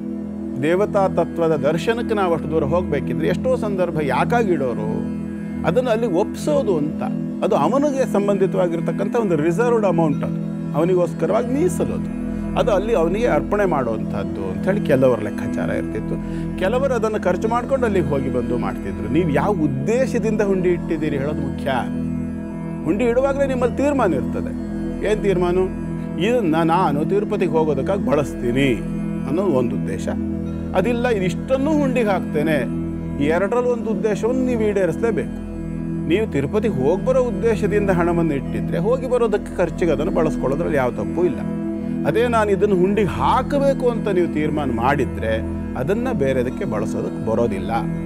ಇಲ್ಲ ಸ್ವಾಮಿ, ಯಾವುದೋ ಒಂದು ಎಮರ್ಜೆನ್ಸಿ ಪೀರಿಯಡ್ ಏನೋ ಒಂದು ಸಮಸ್ಯೆ ಆಯಿತು, ಒಂದು 10,000 ರೂಪಾಯಿ ಹುಂಡಿಲಿ ಇತ್ತು, ನಮಗೇನೋ ತೀರಾ ತಾಪತ್ರೆ ಆಗ್ಬಿಡ್ತು, ತೆಗೆದು ಬಳಸ್ಕೊಂಡ್ವಿ, ಯಾವ ತಪ್ಪು ಇಲ್ಲ ಬಳಸಿದ್ರೆ. ಇದನ್ನು ನೆನ್ಪಿಟ್ಕೊಳ್ಳಿ. ದೇವ್ರ ಹುಂಡಿ ಅದೊಂದು ಹಾಗೆ ಇಟ್ಕೊಂಡು ನಿಮಗೇ ಕುತ್ತಿಗೆಗೆ ಸಮಸ್ಯೆ ಬಂದಿದೆ ಅನ್ನುವಂಥ ಸಂದರ್ಭದಲ್ಲಿ ನಿಮ್ಮದೇ ಭಗವಂತ ಅವನೇ ಇಟ್ಟಿರ್ತಕ್ಕಂಥದ್ದು. ಅದು ಭಗವಂತನಿಗೂ ಭಕ್ತನಿಗೂ ನೇರ ಸಂಬಂಧ. ಇದು ನೆನ್ಪಿಟ್ಕೊಳ್ಳಿ. ಇಲ್ಲಿ ಯಾವುದೇ ಮೀಡಿಯೇಟರ್ ಅಗತ್ಯ ಇಲ್ಲ. ಇಲ್ಲಿ ಬಳಸ್ಕೊಂಡ್ಬಿಟ್ರೆ ಇನ್ ತಪ್ಪು ಕಾಣಿಕೆ ಅಂತ ಜೊತೆಗೆ ಸೇರಿಸಿ ಹಾಕ್ಬೇಕು. ಹೇಗೆ ಮುಗಿದಾಯ್ತಲ್ಲ. ಈಗ ಒಂದು ಸಾರಿ ನೀವು ಎಷ್ಟು ಬಳಸ್ಕೊಂಡಿದ್ದೀರಿ ಅನ್ನೋ ಲೆಕ್ಕಾಚಾರ ಇರ್ತದೆ ಅಲ್ವಾ? ಅಷ್ಟು ಹಣಕ್ಕೆ ಬಡ್ಡಿಯಾಗಿ ಒಂದು 10% ಸೇರಿಸಿ. ಈಗ ಉದಾಹರಣೆಗೆ 10,000 ರೂಪಾಯಿ ಇತ್ತು, ಅದರಲ್ಲಿ ಬಳಸ್ಕೊಂಡ್ಬಿಟ್ಟಿದ್ದೀರಿ ನೀವು. ಹಾಗಂತ ಹುಂಡಿಗೆ ಹಾಕುವಂಥ ಸಂದರ್ಭದಲ್ಲಿ ಏನು ಮಾಡಬೇಕು ಅಂದರೆ 1,000 ಸೇರಿಸಿ ಹಾಕಿ, ಅದಕ್ಕೆ ಪೆನಾಲ್ಟಿ. ಕೆಲವರು ಹೇಳಬಹುದು, ಏನಪ್ಪ ಎಲ್ಲ ಭಗವಂತನೇ ಕೊಡ್ತಾನೆ ಅಂತ ಹೇಳ್ತಾರೆ, ಅವನಿಗೆ ಏನಕ್ಕೆ ಬೇಕು ದುಡ್ಡು, ನಾವು ಏನಕ್ಕೆ ಕೊಡಬೇಕು ಅನ್ನೋ ಪ್ರಶ್ನೆಗೆ ಏನು ಹೇಳ್ತೀರಾ? ಈ ಹುಂಡಿ ಇಟ್ಕೊಳ್ಳೋ ಅಂಥದ್ದು, ತಪ್ಪು ಕಾಣಿಕೆ ಕಟ್ಟೋ ಅಂಥದ್ದು, ಅಥವಾ ನಾವು ಅರ್ಶನದ ಬಟ್ಟೆಯಲ್ಲಿ ಏನು ಈ ಥರ ಆದರೆ ಮುಡುಪು ಕಟ್ಟಿಡೋ ಅಂಥದ್ದು ಇವೆಲ್ಲ ಇದೆಯಲ್ಲ, ಭಗವಂತ ಎಲ್ಲದನ್ನು ಉಪಯೋಗಿಸ್ಕೊಳ್ತಾನೆ. ಏನಕ್ಕೆ ಹಾಕಬೇಕು ಅಂತಲೂ ಬಹಳ ಜನರು ಕೇಳ್ತಾರೆ. ಅವನೇ ಕೊಟ್ಟಿರೋದು ಎಲ್ಲ ಅವನಿಗೆ ಅಂತ ನಾವಿಟ್ಟು ಅದೇನೋ 10% ಎಲ್ಲ ಹಾಕಿ ಕೊಡೋ ಅಂಥದ್ದು ಏನದು? ಇದು ಒಂಥರ ಕಲ್ಪನೆ ವಿಚಿತ್ರ ಅಲ್ವಾ ಅಂತ ಕೆಲವರು ಪ್ರಶ್ನೆಗೆ ನಿಮ್ಮ ಉತ್ತರ ಏನು? ನನ್ನ ಉತ್ತರ ಏನು ಅಂತಂದರೆ, ಕೆರೆಯ ನೀರನ್ನು ಕೆರೆಗೆ ಚೆಲ್ಲಿ ವರವ ಪಡೆದವರಂತೆ ಕಾಣಿರೋ ಹರಿಯ ಕರುಣದೊಳಾದ ಭಾಗ್ಯವ ಹರಿ ಸಮರ್ಪಣೆ ಮಾಡಿ ಬದುಕಿರು. ಪುರಂದರದಾಸರು ಅದನ್ನೇ ಹೇಳೋದಲ್ವ. ಏನಾಯಿತು, ಅವ್ರಿಗೆ ಅಷ್ಟು ಸಂಪತ್ತಿದ್ದನ್ನು ದಾನ ಮಾಡಿ ಆನಂತರ ದಾಸರಾದ ನಂತರದಲ್ಲಿ ಶ್ರೀಧರನ ಸೇವೆಗೆ ಸಾಧನ ಸಂಪತ್ತಾಯಿತು. ಆದದ್ದೆಲ್ಲ ಒಳಿತೆ ಆಯಿತು, ನಮ್ಮ ಶ್ರೀಧರನ ಸೇವೆ ಮಾಡಲು ಸಾಧನ ಸಂಪತ್ತಾಯಿತು. ಅಂದರೆ ಯಸ್ಯ ದರ್ಶನಮಿಚ್ಛಂತೆ ತಸ್ಯ ವಿತ್ತಂ ಹರಾಮ್ಯಹಂ. ಭಗವಂತ ಯಾವತ್ತೂ ಕೂಡ ಯಾರು ತನ್ನನ್ನು ಸಂಪೂರ್ಣವಾಗಿ ಸಮರ್ಪಣೆ ಮಾಡ್ತಾರೋ ಅವರಿಗೆ ಮಾತ್ರ ಒದಗತಕ್ಕಂಥವನೇ ಹೊರತು ಎಲ್ಲ ಸ್ವಲ್ಪ ಚೌಕಾಶಿ ಮಾಡಿದ್ರು ಅವನು ಅದಕ್ಕೆ ಬರೋದಿಲ್ಲ. ಭಾವಗ್ರಾಹಿ ಜನಾರ್ದನ ಅಂತ ಹೇಳ್ತಾರೆ. ಹಾಗಾಗಿ ನೀವು ಮುಡಿಪಿಟ್ಟ ಹಣವನ್ನು ಬಳಸ್ಕೊಳ್ಳಿಕ್ಕೆ ಅವಕಾಶ ಉಂಟು, ಏನು ತಪ್ಪಿಲ್ಲ. ಆದರೆ ಅದನ್ನು ಒಪ್ಪಿಸದೇ ಇದ್ದರೆ ಬೇರೆ ಯಾವುದೋ ಒಂದು ರೂಪದಲ್ಲಾದರೂ ಅದನ್ನು ಅವನು ವಸೂಲಿ ಮಾಡ್ಕೊಳ್ತಾನೆ. ಯಾಕೆಂತಂದ್ರೆ ಅದು ತಿರುಪತಿಯೇ ಹೋಗಬೇಕು ಅಂತಕ್ಕಂಥದ್ದು ಇಲ್ಲ. ಇನ್ನೊಂದು ಮಾತು ನೀವು ಹೇಳಿದ್ರಿ, ಅವನಿಗೆಲ್ಲ ಅವನೇ ನಮಗೆ ಕೊಟ್ಟಾಗ ಅವನಿಗೆ ಯಾಕೆ ಬೇಕು ದುಡ್ಡು? ಅವನಿಗೆ ದುಡ್ಡು ಬೇಡವೇ ಬೇಡ. ಅಲ್ಲಿರ್ತಕ್ಕಂಥದ್ದು ಧನಾಕರ್ಷಣ ಯಂತ್ರ. ಧನಾಕರ್ಷಣ ಯಂತ್ರ ಅಲ್ಲಿರೋದು ಯಾಕಾಗಿ ಅಂತಂದರೆ, ಕ್ಷೇತ್ರದಲ್ಲಿ ಬರ್ತಕ್ಕಂಥ ನಮ್ಮಂಥದ್ದೇ ಸಾವಿರಾರು ಜನ ಭಕ್ತರು ಹೋಗ್ತಾರೆ. ಎಲ್ಲರೂ ಸಾವಿರಾರು ರೂಪಾಯಿ ಸಮರ್ಪಣೆ ಮಾಡ್ತಾರಾ? ಇಲ್ಲ. ಅದು ದುರ್ಬಳಕೆ ಆಗ್ತದೆ, ಹಾಗಾಗ್ತದೆ, ಹೀಗಾಗ್ತದೆ, ಅದು ಎಲ್ಲದೂ ನಾನು ಒಪ್ತೇನೆ. ಅದು ಎಲ್ಲ ಕಡೆ ಎಲ್ಲ ಕ್ಷೇತ್ರದಲ್ಲೂ ಅದ್ರ ಪರಿಸ್ಥಿತಿ. ಆ ಬಗ್ಗೆ ನಾವು ಚರ್ಚೆ ಮಾಡೋದು ಸ್ವಲ್ಪ ಕಷ್ಟ. ಆದರೆ ಇದು ಒಂದು ಭಾವನಾತ್ಮಕವಾದ ಸಂಬಂಧ ಆಗಿರ್ತಕ್ಕಂಥದ್ದು ಭಕ್ತ ಮತ್ತು ಭಗವಂತನಿಗೆ. ಇದನ್ನು ನಾನು ಅರ್ಪಣೆ ಮಾಡಿದ್ದೇನೆ. ಮತ್ತು ಮನುಷ್ಯ ಎಷ್ಟೋ ಸಂದರ್ಭ ಹಣ ಸಂಪಾದನೆ ಮಾಡ್ತಕ್ಕಂಥ ಸಂದರ್ಭದಲ್ಲಿ ಅನೇಕ ರೀತಿಯಾಗಿರ್ತಕ್ಕಂಥ ಅನಿವಾರ್ಯಕೃತ, ಉದ್ದೇಶಕೃತ, ಅಂತರಂಗಕೃತ, ಬಹಿರಂಗಕೃತ, ಪ್ರಕಟೀಕೃತ, ಗೋಪ್ಯಕೃತ, ಹೀಗೆ ಅನೇಕ ರೀತಿಯ ಅಪರಾಧಗಳಾಗಿರ್ತದೆ. ಎಲ್ಲವೂ ಸಹ ಪ್ರತಿಯೊಬ್ಬನೂ ಸಹ ಹಣದ ಸಂಪಾದನೆಯನ್ನು ಮಾಡ್ತಕ್ಕಂಥ ಸಂದರ್ಭದಲ್ಲಿ ಉದ್ದೇಶಿತವಾಗಿಯೇ ಮಾಡಿರ್ತಾರೆ. ತಪ್ಪೋದು ಸರಿ ಅನ್ನೋದು ಎರಡನೇ ವಿಚಾರ. ನಾವು ಯಾಕೆ ಕಷ್ಟಾರ್ಜಿತವಾದ್ದನ್ನು ಭಗವಂತನಿಗೆ ಅರ್ಪಣೆ ಮಾಡ್ತೇವೆ ಅಥವಾ ಭಗವತ್ ಶಕ್ತಿಗೆ ಅರ್ಪಣೆ ಮಾಡ್ತೇವೆ ಅಂತಂದರೆ, ಈ ಉದಾಹರಣೆ ಊಟ ಕೂತಿರ್ತೇವೆ. ಆ ಊಟವನ್ನು, ಅನ್ನ ಮತ್ತು ಆಹಾರ ಇತ್ಯಾದಿಗಳನ್ನು ಭಗವಂತನಿಗೆ ತೋರಿಸಿ ತಿನ್ನಬೇಕು ನಾವು ಅಂತಕ್ಕಂಥದ್ದು ಒಂದು ಮಾತಿದೆ. ಕಾರಣ ಏನು ಅಂತಂದರೆ, ಸಂಗ್ರಹ ದೋಷ ಬರಬಾರ್ದು. ನಾವು ಭಗವತ್ ಶಕ್ತಿಗೆ ಅದನ್ನು ಅರ್ಪಣೆ ಮಾಡುವುದರ ಹಿಂದಿನ ಉದ್ದೇಶ ಏನು ಅಂದರೆ, ಸಂಗ್ರಹದಿಂದ ಬಂದಿರತಕ್ಕಂತಹ ದೋಷವಿದ್ದರೆ ಕಿಂಚಿತ್ ಭಾಗವನ್ನು, ಈಗ ನಾವೊಂದು 50,000 ರೂಪಾಯಿ ತಿಂಗಳಿಗೆ ದುಡಿತೇವೆ ಅಂದರೆ 50,000 ರೂಪಾಯಿನೂ ತೊಗೊಂಡೋಗಿ ಹಾಕೋದಿಲ್ಲ. ದಿವಸಕ್ಕಿಷ್ಟು ಅಂತ ನಾವು ಹಾಕ್ತೇವೆ. ನಾವು ಹಣವನ್ನು ಸಂಗ್ರಹ ಮಾಡ್ತಕ್ಕಂಥ ಸಂದರ್ಭದಲ್ಲಿ ಗೊತ್ತಿಲ್ಲದೇನೋ ಅನೇಕ ರೀತಿಯಾಗಿರ್ತಕ್ಕಂಥ ತಪ್ಪುಗಳು ನಮ್ಮಿಂದ ನಡೆದಿರಬಹುದು. ಪ್ರತಿಯೊಂದು ಸಂದರ್ಭದಲ್ಲೂ ಅವಶ್ಯ ಅನುಭೋಕ್ತವ್ಯ ಕೃತಂ ಕರ್ಮ ಶುಭಾಶುಭ. ನಾವು ಒಳ್ಳೇದು ಮಾಡಲಿ ಕೆಟ್ಟದ್ದು ಮಾಡಲಿ ಅದರ ಫಲವನ್ನು ನಾವು ಅನುಭವಿಸ್ಬೇಕಾಗ್ತದೆ. ಹಾಗಾಗಿ ನಮ್ಮ ಕಷ್ಟಾರ್ಜಿತವಾಗಿರ್ತಕ್ಕಂತಹ ಸ್ವಲ್ಪ ಹಣವನ್ನು ಭಗವತ್ ಶಕ್ತಿಗೋಸ್ಕರವಾಗಿ ವಿನಿಯೋಗ ಮಾಡುವುದರಿಂದ ಸಂಗ್ರಹ ಮಾಡುವ ಸಂದರ್ಭದಲ್ಲಿ ನಮ್ಮಿಂದ ಏನಾದರೂ ಅಪಚಾರಗಳು, ಸಹ್ಯವಾದ ಅಪಚಾರಗಳು, ಅತಿರೇಕವಾಗಿರ್ತಕ್ಕಂಥದ್ದು ಬಿದ್ದೇ ಬೀಳುತ್ತೆ. ಒಂದು ಪ್ರತಿಯೊಂದಕ್ಕೂ ಈಗ ನಾವು ಒಬ್ಬ ಮನುಷ್ಯನಿಗೆ ಜುಗುಟ್ತೇವೆ ಅಂತ ಇಟ್ಕೊಳ್ಳೋಣ. ಒಂದು ಹಂತದವರೆಗೆ ಜುಗುಟ್ಟಿದ್ರೆ ತಡ್ಕೊಳ್ತಾನೆ ಮನುಷ್ಯ. ಅದಕ್ಕೆ ಮೀರಿ ನಾವು ಜುಗುಟ್ಟಿದ್ದಾಗ ಒಂದ್ಸರಿ ತಿರಿ ನಿಲ್ತಾನೆ. ಬೆಕ್ಕು ಕೂಡ ಪರ್ಚಕ್ಕೆ ಬರ್ತದೆ ಅಲ್ವಾ? ಹಾಗೆ ಪಾಪದಲ್ಲಿ ಲಘು ಗುರು ಅಂತಕ್ಕಂಥ 2 ವಿಭಾಗಗಳಿದೆ. ಲಘುವಾಗಿರ್ತಕ್ಕಂಥ ಪಾಪಗಳಿದ್ದ ಪಕ್ಷದಲ್ಲಿ ಈ ಥರದ ಕ್ಷೇತ್ರಗಳಿಗೆ ಮುಡಿಪು ಇತ್ಯಾದಿಗಳನ್ನು ಎತ್ತಿಟ್ಟು ಸಂಗ್ರಹ ದೋಷ ನಿವೃತ್ತಿ ಆಗಲಿ.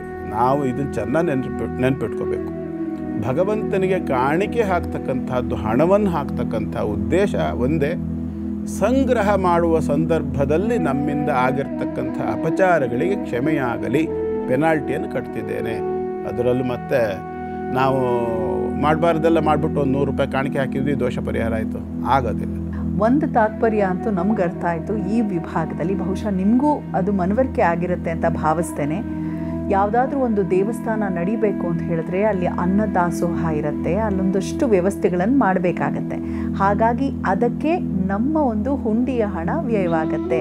ಒಂದು ಒಳ್ಳೆ ಕೆಲಸಕ್ಕೆ ನಾವು ಕೈ ಜೋಡಿಸಿದಂತಾಗತ್ತೆ ಅಂತ ಹಿರಿಯರು. ಈ ಸಂದರ್ಭದಲ್ಲಿ ಇನ್ನೂ ಒಂದು ಮಾತು ಹೇಳ್ಬಿಡ್ತೇನೆ. ನಾವು ಯಾವುದೇ ಕ್ಷೇತ್ರಕ್ಕೆ ಹೋದ್ರೆ, ಈಗ ಧರ್ಮಸ್ಥಳ, ಕೊಲ್ಲೂರು, ಶೃಂಗೇರಿ ಇತ್ಯಾದಿ ಯಾವುದೇ ಕ್ಷೇತ್ರಕ್ಕೆ ಹೋದರೂ ಸಹ ಅಲ್ಲಿ ನಾವು ಪ್ರಸಾದ ಅಂತೇಳಿ ಊಟ ಮಾಡ್ಕೊಂಡು ಬರ್ತೇವೆ. ಇದನ್ನು ನಾವು ಮರಿಬಾರ್ದು. ಅಲ್ಲಿ ಪ್ರಸಾದ ಅಂತೇಳಿ ನಾವು ಊಟ ಮಾಡಬೇಕಿದ್ರೆ ಅಲ್ಲಿ ಉತ್ಪತ್ತಿ ಆಗುವ ಹಣದಿಂದ ಬರ್ತದೆ. ಅದು ಅಲ್ಲಿ ಹಣ ಉತ್ಪತ್ತಿ ಆಗ್ತದೆ. ಹೇಗಾಗ್ತದೆ? ಈಗ ನೀವು ಹೋಗಿ ಊಟ ಮಾಡ್ಕೊಂಬರ್ತೀರಿ, ನಾ ಹೋಗಿ ಊಟ ಮಾಡ್ಕೊಂಬರ್ತೀನಿ. ನೀವು ಹೋಗ್ತೀರಿ, ಒಂದು 50,000 ರೂಪಾಯಿ ಕಾಣಿಕೆ ಅಂತ ಒಪ್ಪಿಸಿ ಬಂದಿರ್ತೀರಿ. ನಾ ಹೋದೊಂದು ಬರಿತಾ ಊಟ ಮಾಡ್ಕೊಂಡು ಬಂದರೆ ನೀವು 50,000 ಯಾಕೆ ಒಪ್ಪಿಸಿ ಬಂದ್ರಿ? ನೀವು ಆ ಹಣವನ್ನು ಸಮರ್ಪಣೆ ಮಾಡುವ ಹಿಂದಿನ ಉದ್ದೇಶ ಏನು? ಇದು ನಿಮಗೆ ಗೊತ್ತಿರುತ್ತೆ, ಬಿಟ್ಟರೆ ನನಗೆ ಗೊತ್ತಿರೋದಿಲ್ಲ. ಹೀಗೆ ಸಹಸ್ರಾರು ಜನ ಬಂದು ಹಾಕಿರ್ತಕ್ಕಂಥ ಹಣದಲ್ಲಿ ಸ್ವಲ್ಪ ಪಾಪದಂಶ ಇದ್ದರೂ ಕೂಡ ಆ ಅನ್ನವನ್ನು ನಾನು ತಿಂದಾಗ ಪಾಪದ ಪರಿಮಾರ್ಜನೆಗಾಗಿ ಹಾಕಿದ ಹಣದಿಂದ ಉತ್ಪತ್ತಿಯಾದ ಅನ್ನ ಅದು. ಅದನ್ನು ನಾನು ಸ್ವೀಕಾರ ಮಾಡಿದೆ ಅಂದರೆ ಪಾಪದ ಅನ್ನವನ್ನು ನಾನು ಸ್ವೀಕಾರ ಮಾಡ್ದಂಗೆ ಆಯಿತು. ಆದರೆ ನಾನು ಅದರ ಬದಲಾಗಿ ಆ ಅನ್ನಕ್ಕೆ ಸಂಬಂಧಪಟ್ಟಿರ್ತಕ್ಕಂಥ ಸ್ವಲ್ಪ ನನ್ನ ಕಷ್ಟದ ಹಣವನ್ನು ನಾನು ಅಲ್ಲಿ ಕೊಟ್ಟೆ ಅಂದರೆ ಅಲ್ಲಿ ಊಟ ಮಾಡಿದಾಗ ಅದು ಪ್ರಸಾದವೇ ಆದರೂ ಅದು ಪ್ರಸಾದದ ಪುಣ್ಯದ ಫಲ ಬರಬೇಕಿದ್ರೆ ನಮ್ಮ ಅರ್ಜನೆ ಅಲ್ಲಿ ಹೋಗಬೇಕು. ಅಂದ್ರೆ ಬರಿಗೈಯಲ್ಲಿ ಹೋಗಬಾರ್ದು. ಸುಮ್ಮನೆ ಊಟ ಮಾಡ್ಕೊಂಡು ಬಂದರೆ ಯಾರೋ ಒಬ್ಬ ತನ್ನ ಪಾಪ ಪರಿಹಾರಕ್ಕಾಗಿ ಹಾಕಿರ್ತಕ್ಕಂಥ ಹಣದಿಂದ ಉತ್ಪತ್ತಿಯಾದ ಆಹಾರ ಅದು. ಅದನ್ನು ನಾವು ತಿಂದಾಗ ಏನಾಗ್ತದೆ ಅಂದರೆ ಆತನ ಪಾಪವನ್ನು ನಾವು ಸ್ವೀಕಾರ ಮಾಡ್ದಂಗೆ ಆಗ್ತದೆ.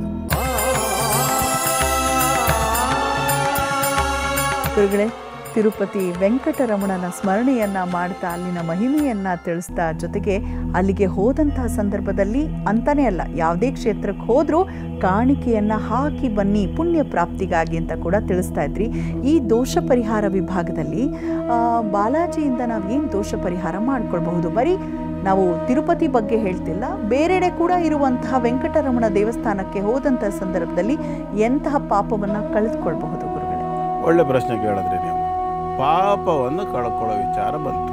ನಾಮನಿ ಯಾವತಿ ಶಕ್ತಿ ಪಾಪ ನಿರ್ಹರಣೆ ಹರೇಹೇ ತಾವತ್ ಕರ್ತುಂ ನ ಶಕ್ನೋತಿ ಪಾತಕಂ ಪಾತಕೀ ಜನ ಅಂತ ಹೇಳ್ತಾರೆ ಸಂಸ್ಕೃತದಲ್ಲಿ. ಏನು ಹಾಗಂದರೆ, ಭಗವಂತನ ಅನುಗ್ರಹದಿಂದ ನಮ್ಮ ಎಷ್ಟು ಪಾಪಗಳು ನಾಶವಾಗಬಹುದು ಅಂತ ಅಂದರೆ ಅಷ್ಟು ಪಾಪವನ್ನು ನಾವು ಮಾಡಲಿಕ್ಕೆ ಸಾಧ್ಯ ಇಲ್ಲ. ಅದು ಅದ್ಭುತವಾಗಿರ್ತಕ್ಕಂಥ ಒಂದು ಉದಾಹರಣೆಯನ್ನು ಕೊಡ್ತಾರೆ. ಹಾಗಾಗಿ ಜೊತೆಲಿ ಇನ್ನೊಂದು ಮಾತು ಹೇಳ್ತಾರೆ ಅಂತ, ಏನಂತಂದರೆ ಭಗವಂತ ಅತ್ಯಂತ ದೊಡ್ಡ ಕಳ್ಳ ಅಂತ. ಪ್ರಪಂಚದಲ್ಲಿ ಅವನಷ್ಟು ದೊಡ್ಡ ಕಳ್ಳನೇ ಇನ್ನೊಬ್ಬ ಇಲ್ಲ. ಯಾಕೆ ಅಂತಂದರೆ ಅವನಷ್ಟು ಸುಲಭವಾಗಿ ನಮ್ಮ ಪಾಪಗಳನ್ನು ನಮಗೇ ಗೊತ್ತಾಗದೇ ಇದ್ದಂಗೆ ಕದ್ಕೊಂಡು ಹೋಗೋರು ಇನ್ನೊಬ್ರು ಯಾರೂ ಇಲ್ಲ. ಅಂದರೆ ಅದು ಪ್ರೀತಿಯಿಂದ ಭಗವಂತನಿಗೆ ಹೇಳ್ತಕ್ಕಂಥ ಮಾತು. ನಮ್ಮ ಪಾಪಗಳನ್ನು ಕದಿಯುವಂಥ ಕಳ್ಳ. ಬಹಳ ದೊಡ್ಡ ಕಳ್ಳ. ಪ್ರಸಿದ್ಧ ಚೋರ ಕಥಿತ ಪೃಥಿವ್ಯಾಂ, ಪ್ರಸಿದ್ಧ ಚೋರ ಅಂದರೆ ನಮ್ಮ ಸಮಸ್ತ ಪಾಪಗಳನ್ನು ಕಳ್ಕೊಳ್ಳಿಕ್ಕೆ ಇರ್ತಕ್ಕಂಥ ಅವಕಾಶ. ನಾನು ಮತ್ತೆ ಹೇಳ್ತೀನಿ, ನೀವು ಅನೇಕರು ನೋಡಿರ್ತೀರಿ, ಕುಂಡಲಿನಿ, ಚಕ್ರ, ನಾಡಿ ಇತ್ಯಾದಿಗಳನ್ನೆಲ್ಲ ನೀವು ಕೇಳಿರ್ತೀರಲ್ಲ.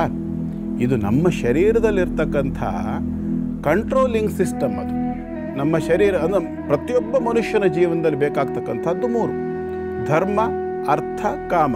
ಜೀವನದಲ್ಲಿ ಅಂತ ಹೇಳಿದ್ದಕ್ಕಾಗಿ ನಾನು ಅಂತ್ಯದಲ್ಲಿ ಬೇಕಾಗ್ತಕ್ಕಂಥದ್ದು ಮೋಕ್ಷ. ಇದಕ್ಕೆ ಪುರುಷಾರ್ಥ ಅಂತ ಕರೀತಾರೆ. ಪುರುಷಾರ್ಥ ಅಂದರೆ ಗಂಡಸರಿಗೆ ಮಾತ್ರ ಬೇಕಾಗಿರೋದು ಅಂತಲ್ಲ.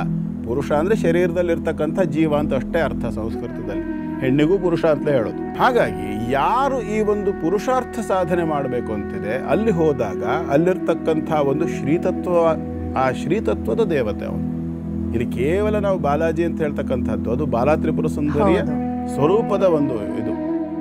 ಅಂದರೆ ಇಲ್ಲಿರ್ತಕ್ಕಂಥದ್ದು ಮನುಷ್ಯನ ಸ್ವಲ್ಪ ವೇದಾಂತದ ವಿಚಾರವನ್ನು ತಗೊಂಡು ಹೇಳೋದಾದರೆ ಏನು ಹೇಳ್ತದೆ ವೇದಾಂತ ಅಂತಂದರೆ, ಮನುಷ್ಯನ ಜೀವನದಲ್ಲಿ ಇರ್ತಕ್ಕಂಥದ್ದು 16 ಬೇಲಿಗಳು, 15 ಬೇಲಿ. ಅನೇಕ ಅದಕ್ಕೆಲ್ಲ ವಿವರಣೆ ಎಲ್ಲ ಕೊಟ್ಕೋತಾ ಹೋಗ್ತದೆ, ಅಷ್ಟೆಲ್ಲ ಟೈಮ್ ಇಲ್ಲ ನನಗೆ. ಇಷ್ಟು ತಿಳ್ಕೊಳ್ಬೇಕು ನಾವು. 15 ಬೇಲಿಗಳು ನಮ್ಮ ಶರೀರದಲ್ಲುಂಟು. 16ನೇ ತತ್ವ ಪರಮಾತ್ಮ ತತ್ವ. ಈ 15 ಬೇಲಿಗಳನ್ನು ನಾವು ದಾಟಲಿಕ್ಕೆ ಇರ್ತಕ್ಕಂಥದ್ದು 15 ಅಕ್ಷರಗಳ ಬಾಲಾ ತ್ರಿಪುರ ಸುಂದರಿಗೆ ಸಂಬಂಧಪಟ್ಟಿರ್ತಕ್ಕಂಥ ಮಂತ್ರ. ಅದನ್ನು ಷೋಡಶಾಕ್ಷರಿ ವಿದ್ಯಾ, ಶ್ರೀವಿದ್ಯಾ ಅಂತೆಲ್ಲ ಕರೀತಾರೆ. ಅದಕ್ಕೆ ತತ್ವಾತ್ಮಕ ದೇವತೆ ಆಗಿರ್ತಕ್ಕಂಥದ್ದು ಬಾಲ. ಆ ಬಾಲಾದೇವಿಯ ಆಂಶಿಕ ಪುರುಷ ರೂಪವಾಗಿರ್ತಕ್ಕಂಥವನು ಅಲ್ಲಿರುವಂಥವನು. ಹಾಗಾಗಿ ಅವನನ್ನು ಬಾಲಾಜಿ ಅಂತ ಕರೆಯೋದು. ಬಾಲಾ ತ್ರಿಪುರ ಸುಂದರಿಯ ಪುರುಷ ರೂಪ, ಹಾಗಾಗಿ ಬಾಲಾಜಿ. ಅವನು ಈ ಧರ್ಮ, ಅರ್ಥ, ಕಾಮ ಅಂದರೆ ಪ್ರಾಮಾಣಿಕವಾಗಿ ಬದುಕ್ತಕ್ಕಂಥದ್ದು. ಧರ್ಮ ಅಂದರೆ ಹಿಂದೂ ಮುಸ್ಲಿಂ ಕ್ರಿಶ್ಚಿಯನ್ ಅನ್ನೋ ಅರ್ಥದಲ್ಲಿ ಹೇಳ್ತಿಲ್ಲ ನಾನು. ಧರ್ಮ ಅಂತಂದರೆ ರೆಸ್ಪಾನ್ಸಿಬಿಲಿಟಿ, ಡ್ಯೂಟಿ, ಕರ್ತವ್ಯ, ಪ್ರಾಮಾಣಿಕತೆ ಇತ್ಯಾದಿಗಳೆಲ್ಲ ಹೇಳ್ತಕ್ಕಂಥದ್ದು. ಆ ರೀತಿಯಾಗಿ ಅರ್ಥ. ಎರಡನೇದು ಹಣದ ಸಂಪಾದನೆ ಮಾಡ್ತಕ್ಕಂಥದ್ದು ಆ ಮಾರ್ಗದಲ್ಲಿ. ಮೂರನೇದು ಕಾಮ. ಕಾಮ ಅಂದರೆ ಡಿಸೈರ್ಸ್, ಇಷ್ಟಾರ್ಥಗಳನ್ನು ತೀರಿಸ್ಕೊಳ್ತಕ್ಕಂಥದ್ದು. ಈ ಮೂರಕ್ಕೆ, ಧರ್ಮ, ಅರ್ಥ, ಕಾಮ, ಈ ಮೂರಕ್ಕೆ ಸಂಬಂಧಪಟ್ಟು ಇರತಕ್ಕಂಥ ಎಲ್ಲ ಪ್ರತಿಬಂಧಕಗಳನ್ನು ನಿವಾರಣೆ ಮಾಡಿಕೊಡ್ತಕ್ಕಂಥ ಶಕ್ತಿ ಅಲ್ಲಿಯ ಬಿಂಬದಲ್ಲಿದೆ. ಅದೇನು ಮಾಡ್ತದೆ? ಹಾಗಾಗಿ ಅದು ಬಿಂಬ ಅದನ್ನು ಹೇಗೆ ನಮಗೆ ಕೊಡ್ತದೆ ಅಂತ ಹೋಗಿ ನೋಡಿ. ಅಲ್ಲಿಗೆ ಬಹಳಷ್ಟು ಜನರಿಗೆ ಹೋಗಿರೋರಿಗೆ ಅನುಭವಕ್ಕೆ ಬಂದಿರುತ್ತೆ. ಜೊತೆಗೆ ಕೆಲವರಿಗೆ ಒಂದು ಅಡಿಕ್ಷನ್, ತಿರುಪತಿಗೆ ಹೋಗೋದು. ಪದೇ ಪದೇ ಹೋದವರನ್ನ ಗಮನಿಸಿ ನೋಡಿದ್ರೆ ಅವರು ಸಾಧನೆಯ ಶಿಖರವನ್ನ ಏರೋರೇ ಆಗಿರ್ತಾರೆ.